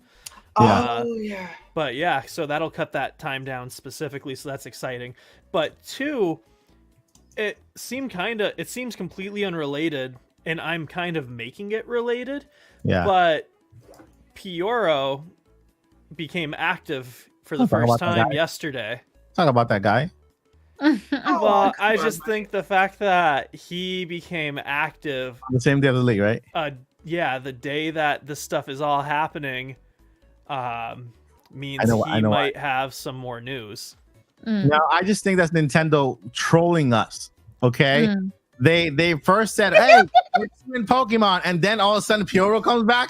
No, Nintendo confiscated that account, and now they have hold of it. So they're trying to.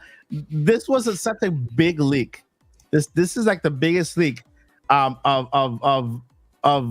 our time right now. Like when it comes to the Switch, right? Like Well, for Nintendo. So far, yes. yeah. The Now only bigger leak could be the dock, if it's got crazy stuff. in Yeah, it. yeah. If I mean, what if it's like a combination of what Paul wants, but it does have a part to cover the screen, but it also has another screen on the outside that that kind of shows information. When you plug it in, it also projects on that screen, and then I'm just. Did y'all see the fake dock leak? Well, it wasn't a leak. It's a fake. It was totally fake. Yeah, And it looked like it was iridescent. yeah. Yeah. I was like, I kind of like that. See, now the dock, they could just have all kind of fun with that. I understand the Switch itself is kind of going to be a thing, but please, Nintendo, give us colors, okay? Or if you're going to put cases in there, okay, give us the basic clear case, and then of course sell like crazy all the different color ones. Some things that, and I understand Nintendo ain't got time to do all the accessories, but they like money though, right? So I don't understand why they don't have like their own accessories, like a case that we can put on. I would love to walk around with a red Switch. Yes, I know I can buy a red Switch, Paul. You already told me to buy one. You're okay for it. I just bought a whole bunch of new pairs of eyewear, so okay. And my chair's broken. So yeah, I got problems, y'all. So I would love that. I would love that. Do that's with the Nintendo. So I love that question. I love that idea too, giving us like different colors, like a variation of colors. At least 3 or 4 colors would be awesome. This question is for you, Joyce. Ooh. Yes, Boomini. I said that you said you were scrolling and found an interesting game, but I didn't get the name. It's called Crimson Spires. If you guys follow me on Twitter at DJ Joycey, I will tweet it out in a little bit once the show's over. Nice. So like I said, somebody play it and play the whole thing and play the DLC because I need somebody to talk about it with. Yeah. I have so many theories, and that goes for my cast members too. Y'all need me to send it to you? Yeah. Okay. Everybody. Okay. Y'all play it too, and then I'm gonna quiz you next week. All right. So, do you think maybe the original Switch was underpowered because of the fact that Nintendo was focusing so much on innovation? I don't think so. I personally don't think so. I think Nintendo added as much power as they wanted to add for what they wanted to accomplish. Because I think that Switch had one of the best games, like Breath of the Wild, Tears of the Kingdom, and Splatoon. All these amazing games. Smash Brothers. That they didn't lack any issues. That game was flawless, right? And so I think it had as much power as Nintendo wanted to add to it at the time of release, right? And I think the reason why it lasted so long is because of the success of the Switch. How many Switches it sold, how many people were playing it still, how many games they were selling. That all we got Tears of the Kingdom late in the generation, and that game runs amazing. I didn't say perfect, but it runs amazing. Yeah. And so I think that's why we are now where we are, where we need a more powerful system because of the success of the Nintendo Switch. That made it last so much longer. Anybody else want to add to this question? I just want to add about. Oh, After you. sorry. Or, Thank you, Zach. I'm sorry. I just want to add about something that we have that we discussed also here on the podcast in terms of the components. Like more power means a lot more expensive, right? And I feel like they're kind of focusing on, giving us more power because it's necessary. I do agree with you, Mike, in terms of it's time. We have been asking for something like that, even though it's not like the highest priority, but it's a must. Like it was bound to happen. And also trying to keep it very, very affordable because it will be more expensive, of course, compared to the Nintendo Switch, right? That's what we speculate and what we kind of aiming for, but still it's not we're not hoping for it to be more expensive than other consoles out there, right? So Gotcha. For the games that we're probably getting, I'm willing to pay. Okay, and I'll elaborate more on that later. I know. So the most baffling thing about the original Switch to me was its power. Baffling, child. We're using them college words. And SAT words. I was trying to come up with more big words, and my brain was like, "Nope, that's your only one today." I was gonna 2 sip syllables. the water. But no, the most baffling thing about the Switch for me is its power, and by that what I mean is Nintendo is great at optimizing normally, but I don't know if you remember, we talked about on the podcast before a little company or team called Yuzu. These people who made a Switch emulator, the Yuzu emulator. And the most insane thing was people would put Yuzu on their Switch and then they would emulate on their Switch. So mind you, like, the main point of this would be it's an emulator, you use it on your computer and play games or whatever. If you look, there are comparisons of people running Yuzu on a Switch and running Mario Kart on that. They are emulating a Switch game on the Switch, running an emulator on the Switch, and it runs better than the cartridge in the Switch.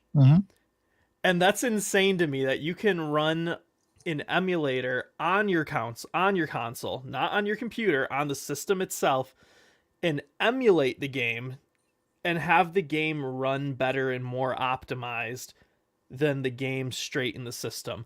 And I cannot figure out for the life of me, like, where the inefficiency was happening, because that's not my type of tech. But I just remember watching when we were talking about it, when they were getting shut down, I was pulling up videos and just doing like my research about it, so see if I could bring something cool to the podcast. And I remember that was something that I continually kept seeing. Minecraft emulated, but still on the Switch, ran better than native Minecraft. Mario Kart ran better. And so all that to say, that means there's power the Switch was leaving on the table. Oh yeah, for sure. And so if the Switch wasn't squeezing all of its juice out of itself for whatever reason, you can assume that the second one is going to be much more optimized on top of already being more powerful. And so at least I hope that you don't have to run an emulator on your Switch 2 to get the best performance out of your Switch 2 games. And you probably can. You can. But to add to that, a little more technical side, I saw some of those videos, and what they were doing is that they were opening up their systems. They were putting new sealant into the cooling system, changing adding pads to it so that it cools down the system better, because what they were doing is overclocking the system so that it runs a lot better. That little gap that Nintendo left of power, they were using it. They brought it up, but in order to do that, because the system will heat up if you just do it off the back, they would have to open the system, add more padding, more cooling into it, right? Replace the heat sink and a whole bunch of other stuff in order to make the system cooler so that they can overclock it and make it run at higher speeds. Even run at 4K, they can do that too, but it'll just make the system heat up too much because Nintendo did not prepare that for that much power. So that's why they kind of, But the Switch 2 was capable, you're right, it was capable of more than what it was doing Nintendo. I think the Switch 2 will also be more capable of what Nintendo will make it do. This is the same question? Next question. Yes. Okay. Now we're at the new question. All right. So who wants to read this question? Oh, wait. Yeah. This is the release date, October 20th, 2016. That was the release trailer for the Nintendo, the first one. So we're getting, if true, we're getting it 10 days earlier. Ooh. So October 20th this year is on a Sunday. Yeah. So I said the 17th, which is only one day off from that. You are correct. That'd be cool. Yeah. When did the Switch 1 trailer drop? It was October 20th, 2016. That was the drop. And then they had the presentation in January, the big stage presentation. That same presentation is when the pre-order started. Save your money, guys. And then in March 3rd, that's when the system released. Seeing that date at the end of that presentation when we got that big Breath of the Wild trailer and just seeing that launch day, happy memories. Do we know what the new button on the right Joy-Con is yet? It is a C button. It has the letter C on it. And according to the source that we went over today, apparently the Nintendo Switch 2 also has an attachable camera that can be controlled via that C button. The C button can also have another function that we don't know yet. But that's it. Camera, capture, cars, cats. I have a question to piggyback off of that question. Mm-hmm. Do you think that because maybe the C just stands for USB-C since it's a USB-C. Do you think that we will have things beside the camera that go on the top? Yeah, I actually speculated on the first time we saw that I thought that could also, if a camera could be attached, that means that it's a data receiving and giving port. So maybe another screen could be attached on top of that because of the patent mentioned on an attachable screen. Giving us the ability to play games for NSO, maybe 3DS games, not 3DS, but more like DS games, Nintendo DS, Nintendo DSi. I don't think 3DS will get there. Maybe they will, but later on. But then there's the vent right there. So I don't know whether if the attachment will cover the vent that is there. It's so close right there. So I'm guessing maybe Nintendo's giving us a way to charge the thing there, while we play instead of to the bot. I don't know. Ooh, maybe more power. Yeah. You put like a GPU or something. Yeah. Card that plugs in handheld, so you can get the full specs handheld and not just docked in the future. Maybe a AR little headset thingy there that you can use the controller to play with the now you're playing with power. Super power. Power. Is there a limit to how many games a company like Nintendo, etc., can make during the year? No, there's no limit. I wouldn't say there is a limit, but more like a quota, probably like minimum one per month or budget. Yeah. No, Thank you for that. Hours in a day. More than 12 hours in a day, and individuals capable of working. Burning the candle at both ends, I guess. Yeah. I mean, it was confirmed that I know they don't like crunch, right? Nintendo doesn't like doing too much of that overtime, they extra. No. Yeah, they finish the game, they sit on it for a while, and they release it whenever they feel like it. They did that with Wonder. Yeah, they did. And Tears of the Kingdom, they had finished a year earlier. So they but they polished it though for a year. Yeah. They didn't just sit on it. You're powerful when you could sit on Wonder for that long. Like back in the N64 era, dang, you were working hard to crunch to bust out these games, and you couldn't get them out soon enough. And GameCube, same thing. Now you have such a successful platform that you have the luxury of, dropping them because you're so freaking high up there. I love it. Yeah. They've made it to that top, and I just want them to continue. Yeah. And now they got both teams together. They're handheld and their console team. So all they do is just pump out games. Yeah. My poor wallet. Team. Sorry. You said you said they have both teams together, and in my head it just made me think about when you would plug your Game Boys into each other, and yeah. like you could plug two switches into each other for a no latency like connection. Essentially. That'd be cool. Pokemon Yeah. cards. Yeah. Pokemon cards. Oh my god. Yeah, we don't know. It'll be something. We'll figure it out whenever the time comes. Yep. 10,000 noodles.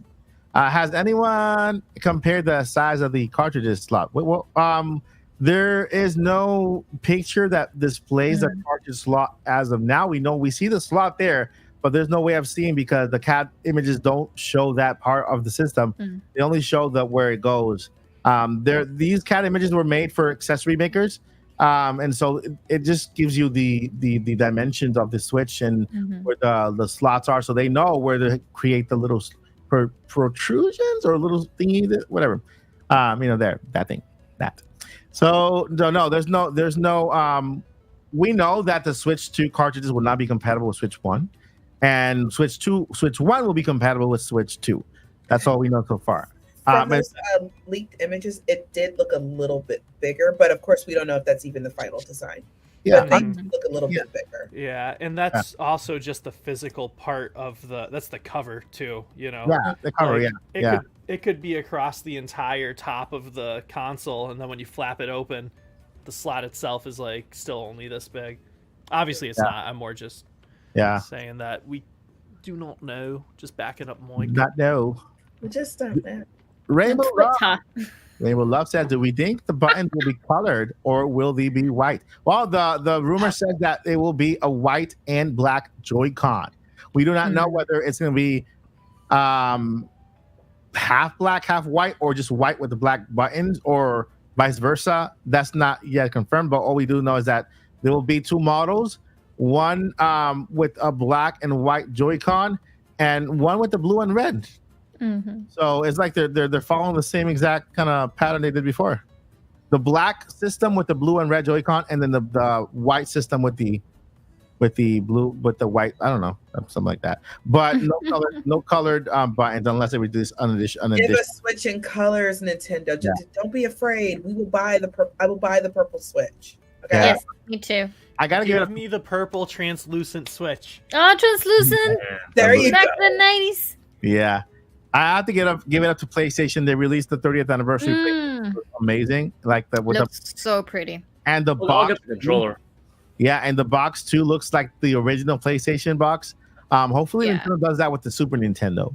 And it'll be awesome to have a Nintendo Switch 2 with the Super Nintendo theme on it. So that's the closest we're gonna get to and then if we get the Japanese version, because I know the American version had the little gray/blue buttons. Really boring. All right, so next, guys, we are in a Q&A. We are in Q&A, so make sure if you have any questions, go ahead and More questions in here. put them in the chat. No, I'm just saying that. Well, while we read these, if you have any more questions, We still have time for more. And we missed one. Do you guys think we will get an analog trigger? I don't know. I know there was a patent that showed the triggers and the feedback from the joystick to have haptic feedback, and so when the stick moved, it had a force that was going against. If you were like on water, if you were like on sand, you will probably feel that on the joystick.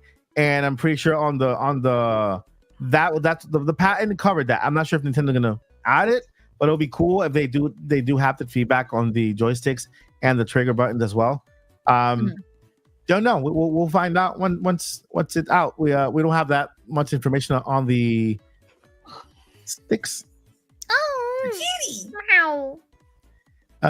Let's see here. All right. So, will Nintendo ever do trophy or achievements? Man, everybody's asking for them. Hopefully, they I do. love Art that. Vandelay. It will be awesome. Way overdue. Yeah, they need to give us those. Why not? So I have Cuphead on every console and every system, and I love to play it on my Switch. But I wanted to play it on every other console out there or system because you do have achievements there. Yeah, I'm like, oh cool. my god, it's a bummer. Yeah, it's a little reward that has to, mean something like when you progress through the game, or you get an item, or It's pretty cool. So getting my question in now at Joycey J. Hey Joycey, is the only reason I have the Joycey is the only reason I have the Twix. Oh, that's so sweet. I don't. I'm sorry. Anything else? Will Joycey ever start up a YouTube channel? She needs to spread her awesomeness out. Oh, that's adorable. Oh, that's very sweet. But no, I will never do a YouTube channel. I don't have the energy, the strength, the youth. I don't have any of that. So she's exclusive to the Nintopics podcast. You have to be here and subscribe to here to see Joycey. She's a my God partner. Yeah. Yeah, but I just don't have the energy for a YouTube. I just don't. But if you talk to me on Twitter, I'll talk to you back. Yeah. And I don't see any more questions. Does anybody else see any more questions in the chat? Not at the moment. I thought I saw another one because I have a question for chat. Oh my! If everything we've talked about that we know for sure is coming, what is something that we did not touch on that you would like to see? Something that these leaks haven't shown, or these models that you would like this new Switch to do? Repeat. I completely didn't hear anything. Oh, I was asking chat to put in the comments something that we didn't touch on that they would like to see this Switch do. Oh yeah. That's a really good question. Go ahead, chat. Get on it. VR. We got VR. VR. No, please no. I want VR. I don't. I don't mind. Just AR. Can I play Zelda in VR with VR stuff? That'll be awesome. Okay. Does it play Zelda? That's my request.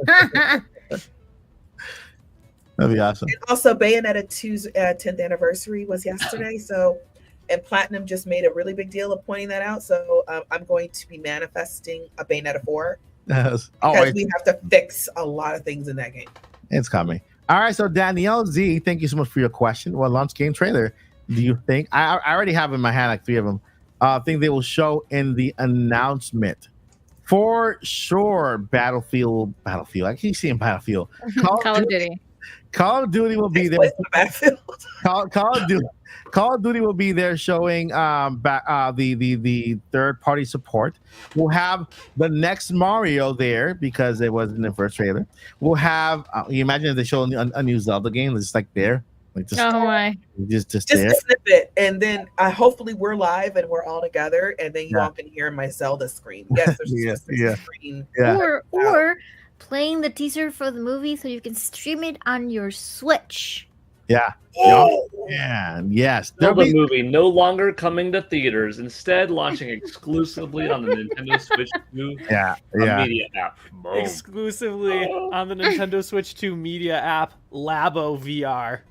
You have to. Oh my God. And it knows if it's not being in VR, it won't play. I can see that happening. I can see that happening if after the trailer, after the theater. Once it comes to digital, it comes to Nintendo Switch media first, and then that makes it so worth it. I think a new Animal Crossing. So there's 3 things that you'll see in the trailer. Number 1, a next gen game for Nintendo. Number 2, a current gen game from Nintendo showing backwards compatibility, and number 3, a third party game from a big third party game, Elden Ring, maybe something like that, something big that Nintendo couldn't play before. They're going to show that, and the gimmick, whatever is that's new about the system. Is it the streaming to the dock that it's a new thing where you have 2 dual screens and that way you play, So that is that. Anybody else want to add? No, I agree. Sorry, Elmo's comment. You what? Whose comment? Elmo said, "Never play Labo outside while it's raining." Never. Wait, Elmo said that, or Emio said that? Elmo watches wrestling. So I guess it would be more like, Emma says, "Never play Labo outside when it's raining." Never. Yes, Elmo. I still have my old Tickle Me Elmo, so whatever Elmo says. I'm so sorry. I think I interrupted one of you when I burst out laughing. That just caught me so off guard. You're good. I do it all the time. To answer Danielle's question, though, I think from Nintendo in this trailer to knock it out of the park would be show off the next 3D Mario, show Uh-huh. off Mario Kart, but doesn't imply that they're both launch games, but they're both launch windows. So one of them launch game, which I'm thinking Mario, one of them window, let's call it the first 9 months, Mario Kart. Something new from Monolith Soft, whether it's Xenoblade Chronicles 4, but a new thing, or just something else from them.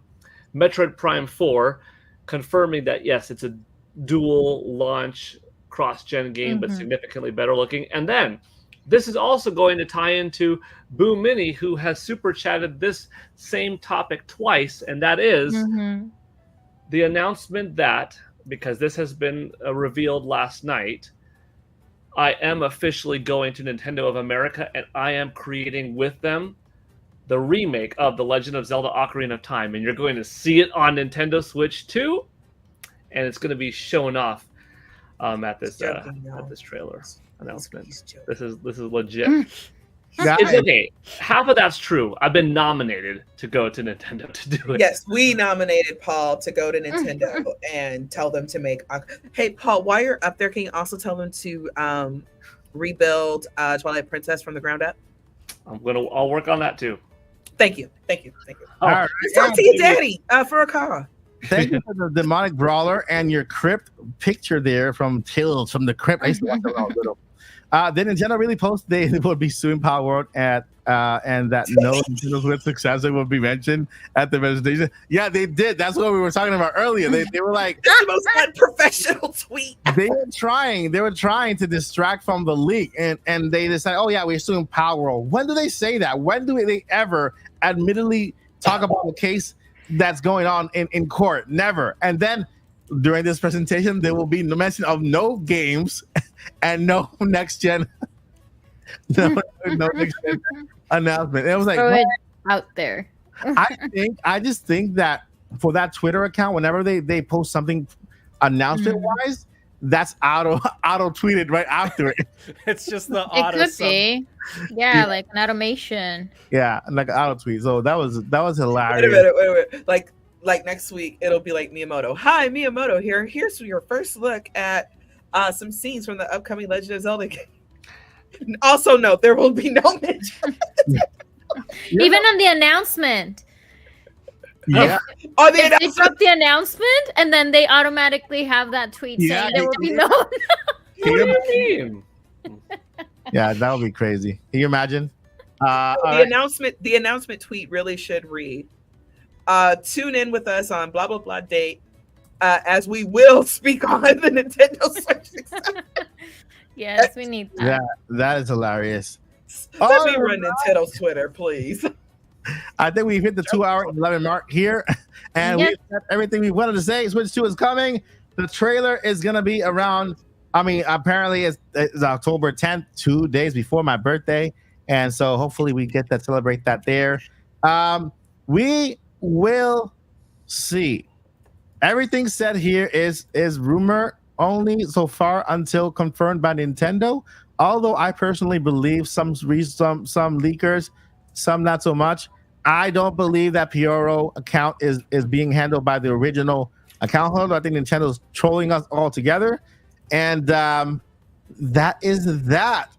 Now, without further ado, I want to introduce to you guys one more time our amazing cast so they can let you know what we have going on for the rest of the week. And guess what? Next week, we're having a Zelda podcast because Yeah. I won't be able to play until Saturday. Echoes of Wisdom will officially be out. And so we would at least have a first impressions podcast on Friday. Yay! I won't have any impressions because I won't even get the game until Saturday. All right, so it's gonna be a non-spoiler impression. Non-spoiler impression. Non-spoiler. All right, so without further ado, let me introduce first Paul, the Gale Nintendo Network. So what do you got going on, Paul, besides your trip to the headquarters to meet your illegitimate father? That's why he's the one that's illegitimate, not Paul. Illegitimate father. I just got Y'all know y'all can't take me nowhere.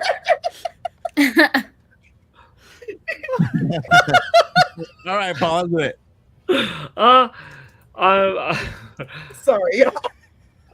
recently on YouTube, Mhm. put up some videos, including what do I do Mhm. on a random Sunday afternoon when I have too many cardboard boxes. So if you Uh-huh. want to see a video called Ken's Saturday Hadouken, is that what I called it? Ken's Afternoon Hadouken? Yeah. Something like that. Go to my YouTube channel. It's like a minute long. It's kind of fun. I was just like, you know what? I'm gonna do something funny, and I just You did gotta it. make a short of it, Paul. You gotta make a short out of it. It'll go further as a A short. short. Yeah, just take the video and make it into a short, and then I'll re-upload. if it Maybe make it into a short, it'll go further on YouTube. It'll be good. re-upload that. Problem is, shorts, they want it to be like this, and you can't air one of these. Like it cuts off everything.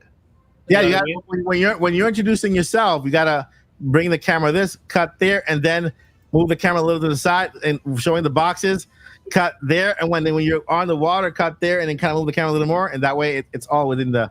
Send it to me. I'll do The a short. frame. I'll think. Send me the file. I'll do the short, and then you'll upload it. Okay. It's a good video for a short. It's a really cool video for a short. And go ahead. And yeah, and then on X, video game talk, sales talk, Nintendo Switch 2, hype, and speculation. And yeah, that's where you can find me, at Paul Gale Network on both. Can you live stream yourself doing haircuts? I mean, I do give myself haircuts, but that question just came in by a wily tiger. I don't know, maybe one day. Good memory. I do give myself my own haircuts. Yeah. Paul Gale's haircut. Only by Paul Gale. Better call Paul. Paul Gale haircut. All right. And moving over to the neighbor over from Hollywood, Florida. Hendrix. What up, everybody? I always say like "what up" like I just got here when you do the second introduction. But yeah, no, you can find me here every Friday night and on X at Young Calf Zach, and everywhere else you can find me at Zach Hendricks Voiceover or Zach Hendricks Media. Searching either one will get you to everything. But also, if it's all right, I would love to share another place you can find me, which is the 48-hour film fest that I just did. So, Mike, if I send it to you, I got like a 18-second teaser trailer for this film that I just did a couple days ago. I saw you. Did you send it on the chat? I didn't hit enter. I just sent it in the chat. It's 18 seconds, and so I did the audio I recorded the audio, and then I mixed the audio for the trailer last night. Okay. All I see here is Crimson. Oh wait, it's on the podcast. Oh yeah, the podcast private chat. Okay, let me go ahead and click on that. Ooh. It's called Serious Beta. Is it rated PG? The trailer might as well be. Yeah. Okay. Let's see here. And not there. Let me turn off the music. So Mike's finding that we were given the sci-fi category, and there are rules. So the film itself, we had to have we had to have one character with a specific name. We had to have a physical recorder on camera at one point. Yeah. And then we also had to have it be about colonists. All right. But yes. So without further ado, Cyrus Beta, please keep your hands, feet, arms, legs, and ears inside the tram of all times. Oh, it's muted. Okay, yeah, I just muted it right now while I play. Oh, cool. All right, ready? 3, 2, 1, play. We can't hear it. We can not Yeah. hear. That's okay. Well, anyways, the part that I did is the part that you can't hear. But yeah, so that's pretty cool. Hey, that's a good trailer, my friend. It's 34 seconds Fix long. that, Mike. I think the whole trailer. I'm like, oh, who's this guy? What's this about? 30 seconds We're long. only interested That's in the me. quiet part. All right. So after the podcast, go follow Zach at Twitter, and he will drop the trailer there, so you guys can take a look at it. That gives you an incentive to go follow Zach as well on Twitter. Yep. All right. Thank you, Zach, on Twitter. And then continuing over to Hyrule, where Lilly lives, right next to across the pond where Epona drowned the other day. No. What? She is a was sacred. that? First of all, Epona is the most sacred horse patron saint of horses. The horse god can bring her back. It's fine. Ah, Yeah, Sure. that's We true. can't call Melania. Fun fact: Yeah, but Melania's gonna be mad. I have never had any of my horses die in Breath of the Wild or Tears of the Kingdom. Not I once. haven't. I almost cried. I have to admit that I actually just rode my horse off a cliff. Go sit in the corner. But Mike. no, she's I'm calling well. Bona is doing well. She's doing well. So well, you can follow me or you can subscribe to my channel. You can find me as Lilly Hyrule. I am going to be uploading a few reels on Instagram because Instagram keeps pushing reels. But I do have a big announcement for next week. But I'm not gonna give you more information on that until next week. I'm very excited for that. But we are going to stream, or I'm going to start playing Echoes of Wisdom on Saturday. That's going to be at 5. It's already scheduled in my channel, so feel free to hop in. It's only going to be like the first part of the game, but I will continue to stream it or to play it. I usually schedule them in advance, so as soon as you go into my channel, you'll see it there. You can click on the Notify Me button. Tomorrow, Saturday, I'm going to finish Ocarina of Time Deku Tree. So we have Breath of the Wild. I was very concerned, to be honest, that it did not explain how to go between the two. And I just realized that I made a really great choice of starting with Breath of the Wild, because after Breath of the Wild, it does explain to you what you need to do to make it Ocarina of Time. So I think it was a good call for me to start with Breath of the Wild. That's also scheduled in my channel. And it's going to be a super busy week next week because we're getting the Nintendo Switch Lite for Echoes of Wisdom, or the Hyrule version. We're also getting Twilight Princess Manga's box set available. It's available on Amazon, by the way. It's going to be it's going to be released next week as well. So aside from the actual game and things like that, so there's going to be a lot of content next week. My wallet is going to feel that. My wallet hurts for you. But I'll be happy with that's important. But there's a way you can make it up. You can pay it off later. Listen, there's a way you can make it up to Lily.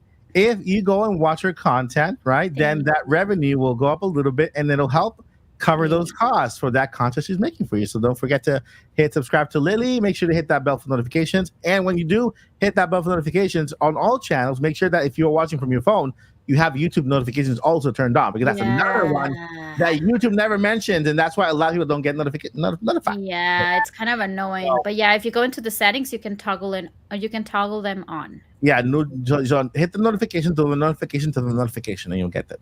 You'll get notified. Yes, And they'll get notified. All right. Did Joycey? Did I go over Joycey? Am I going nuts? Did Joycey? Did you? No, Tell her? You did, right? I don't think I did. Did I? No. No. I'm Joyce. Yeah. I'm very tired. Hi, Joycey. Hi. I am only on Twitter at DJ Joycey. Like I told somebody else in the chat earlier. I'm on Discord. I'm in Mike's Discord. I'm in. So if you're on Discord and you don't want to create like a separate account or anything, believe me, I understand. We all have way too much social media. You can also message me on Discord.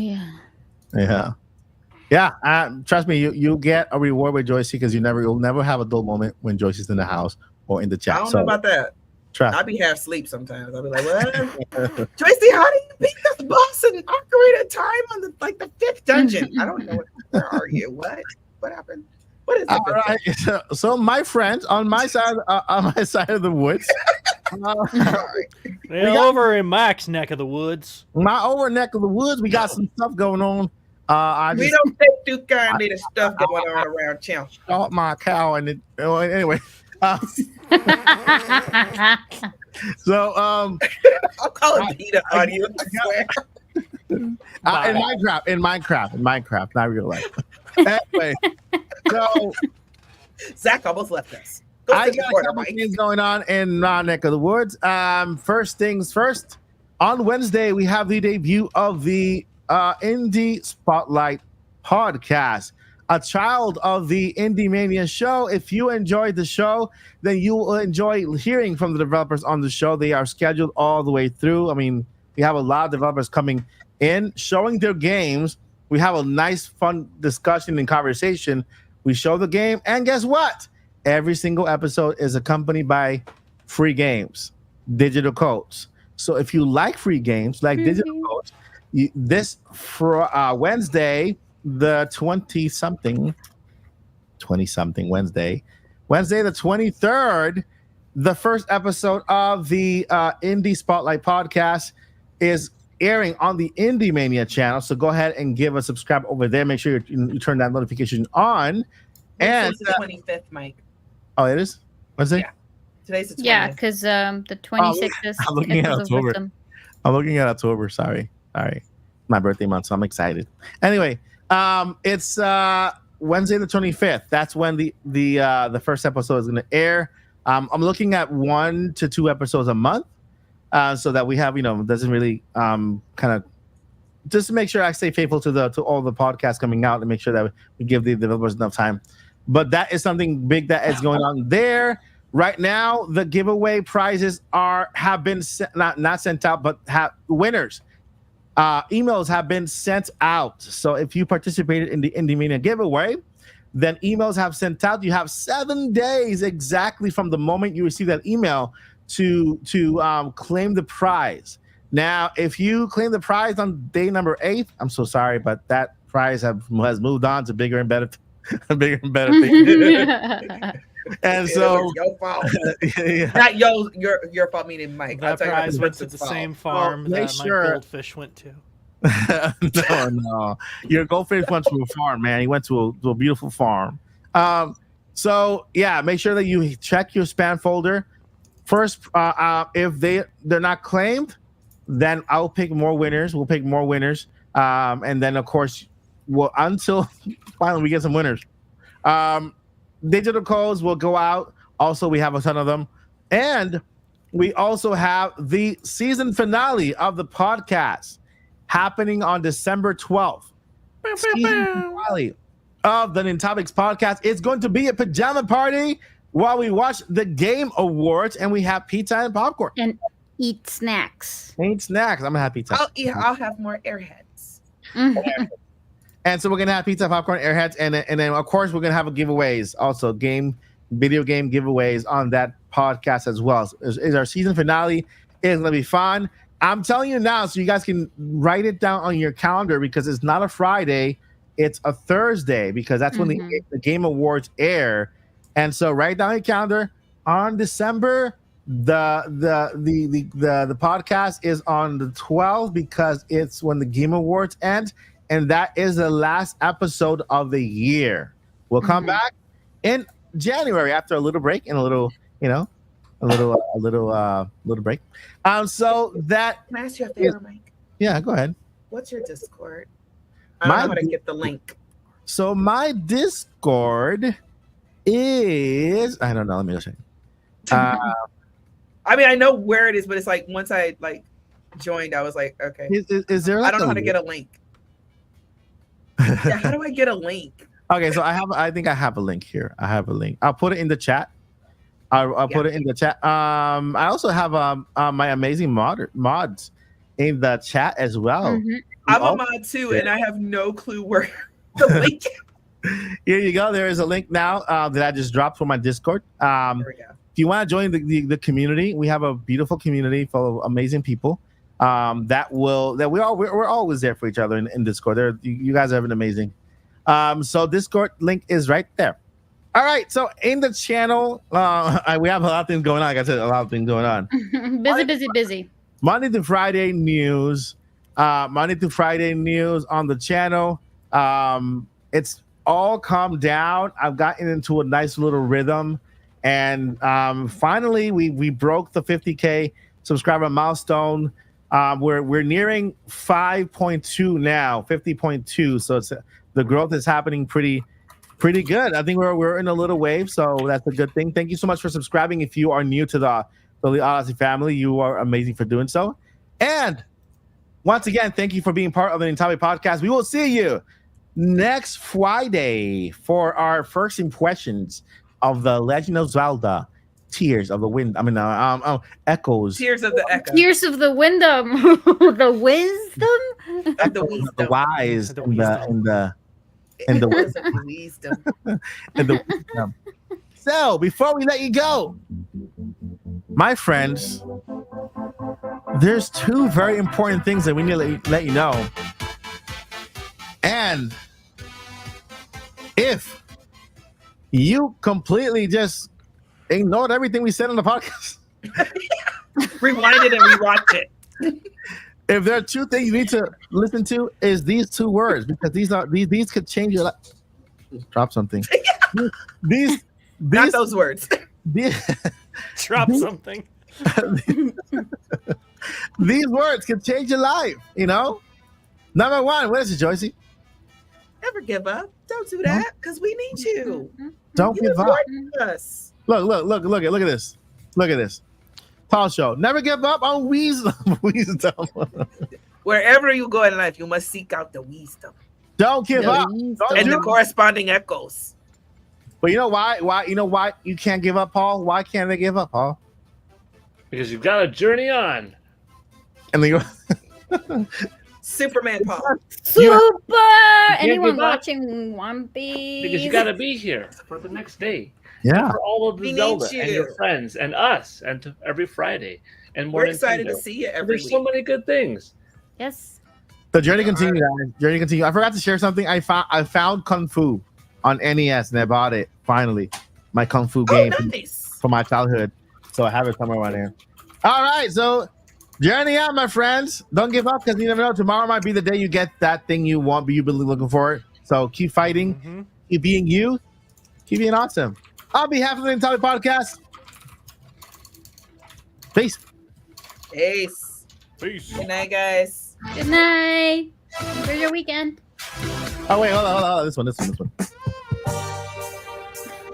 Wait a minute. What? Is it like the That's thriller? after 10 o'clock music. The Oh, thriller? it is after 10 o'clock. Go ahead. I don't know how to do a thrill dance. This is called the server. Joycey, say your line. Which one? And the podcast, Oh, Mike. yeah. In the podcast, Mike. I'm tired.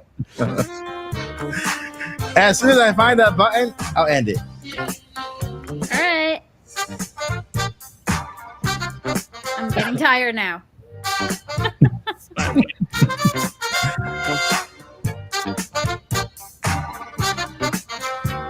No, seriously, in the podcast, Mike. I'm tired. It's almost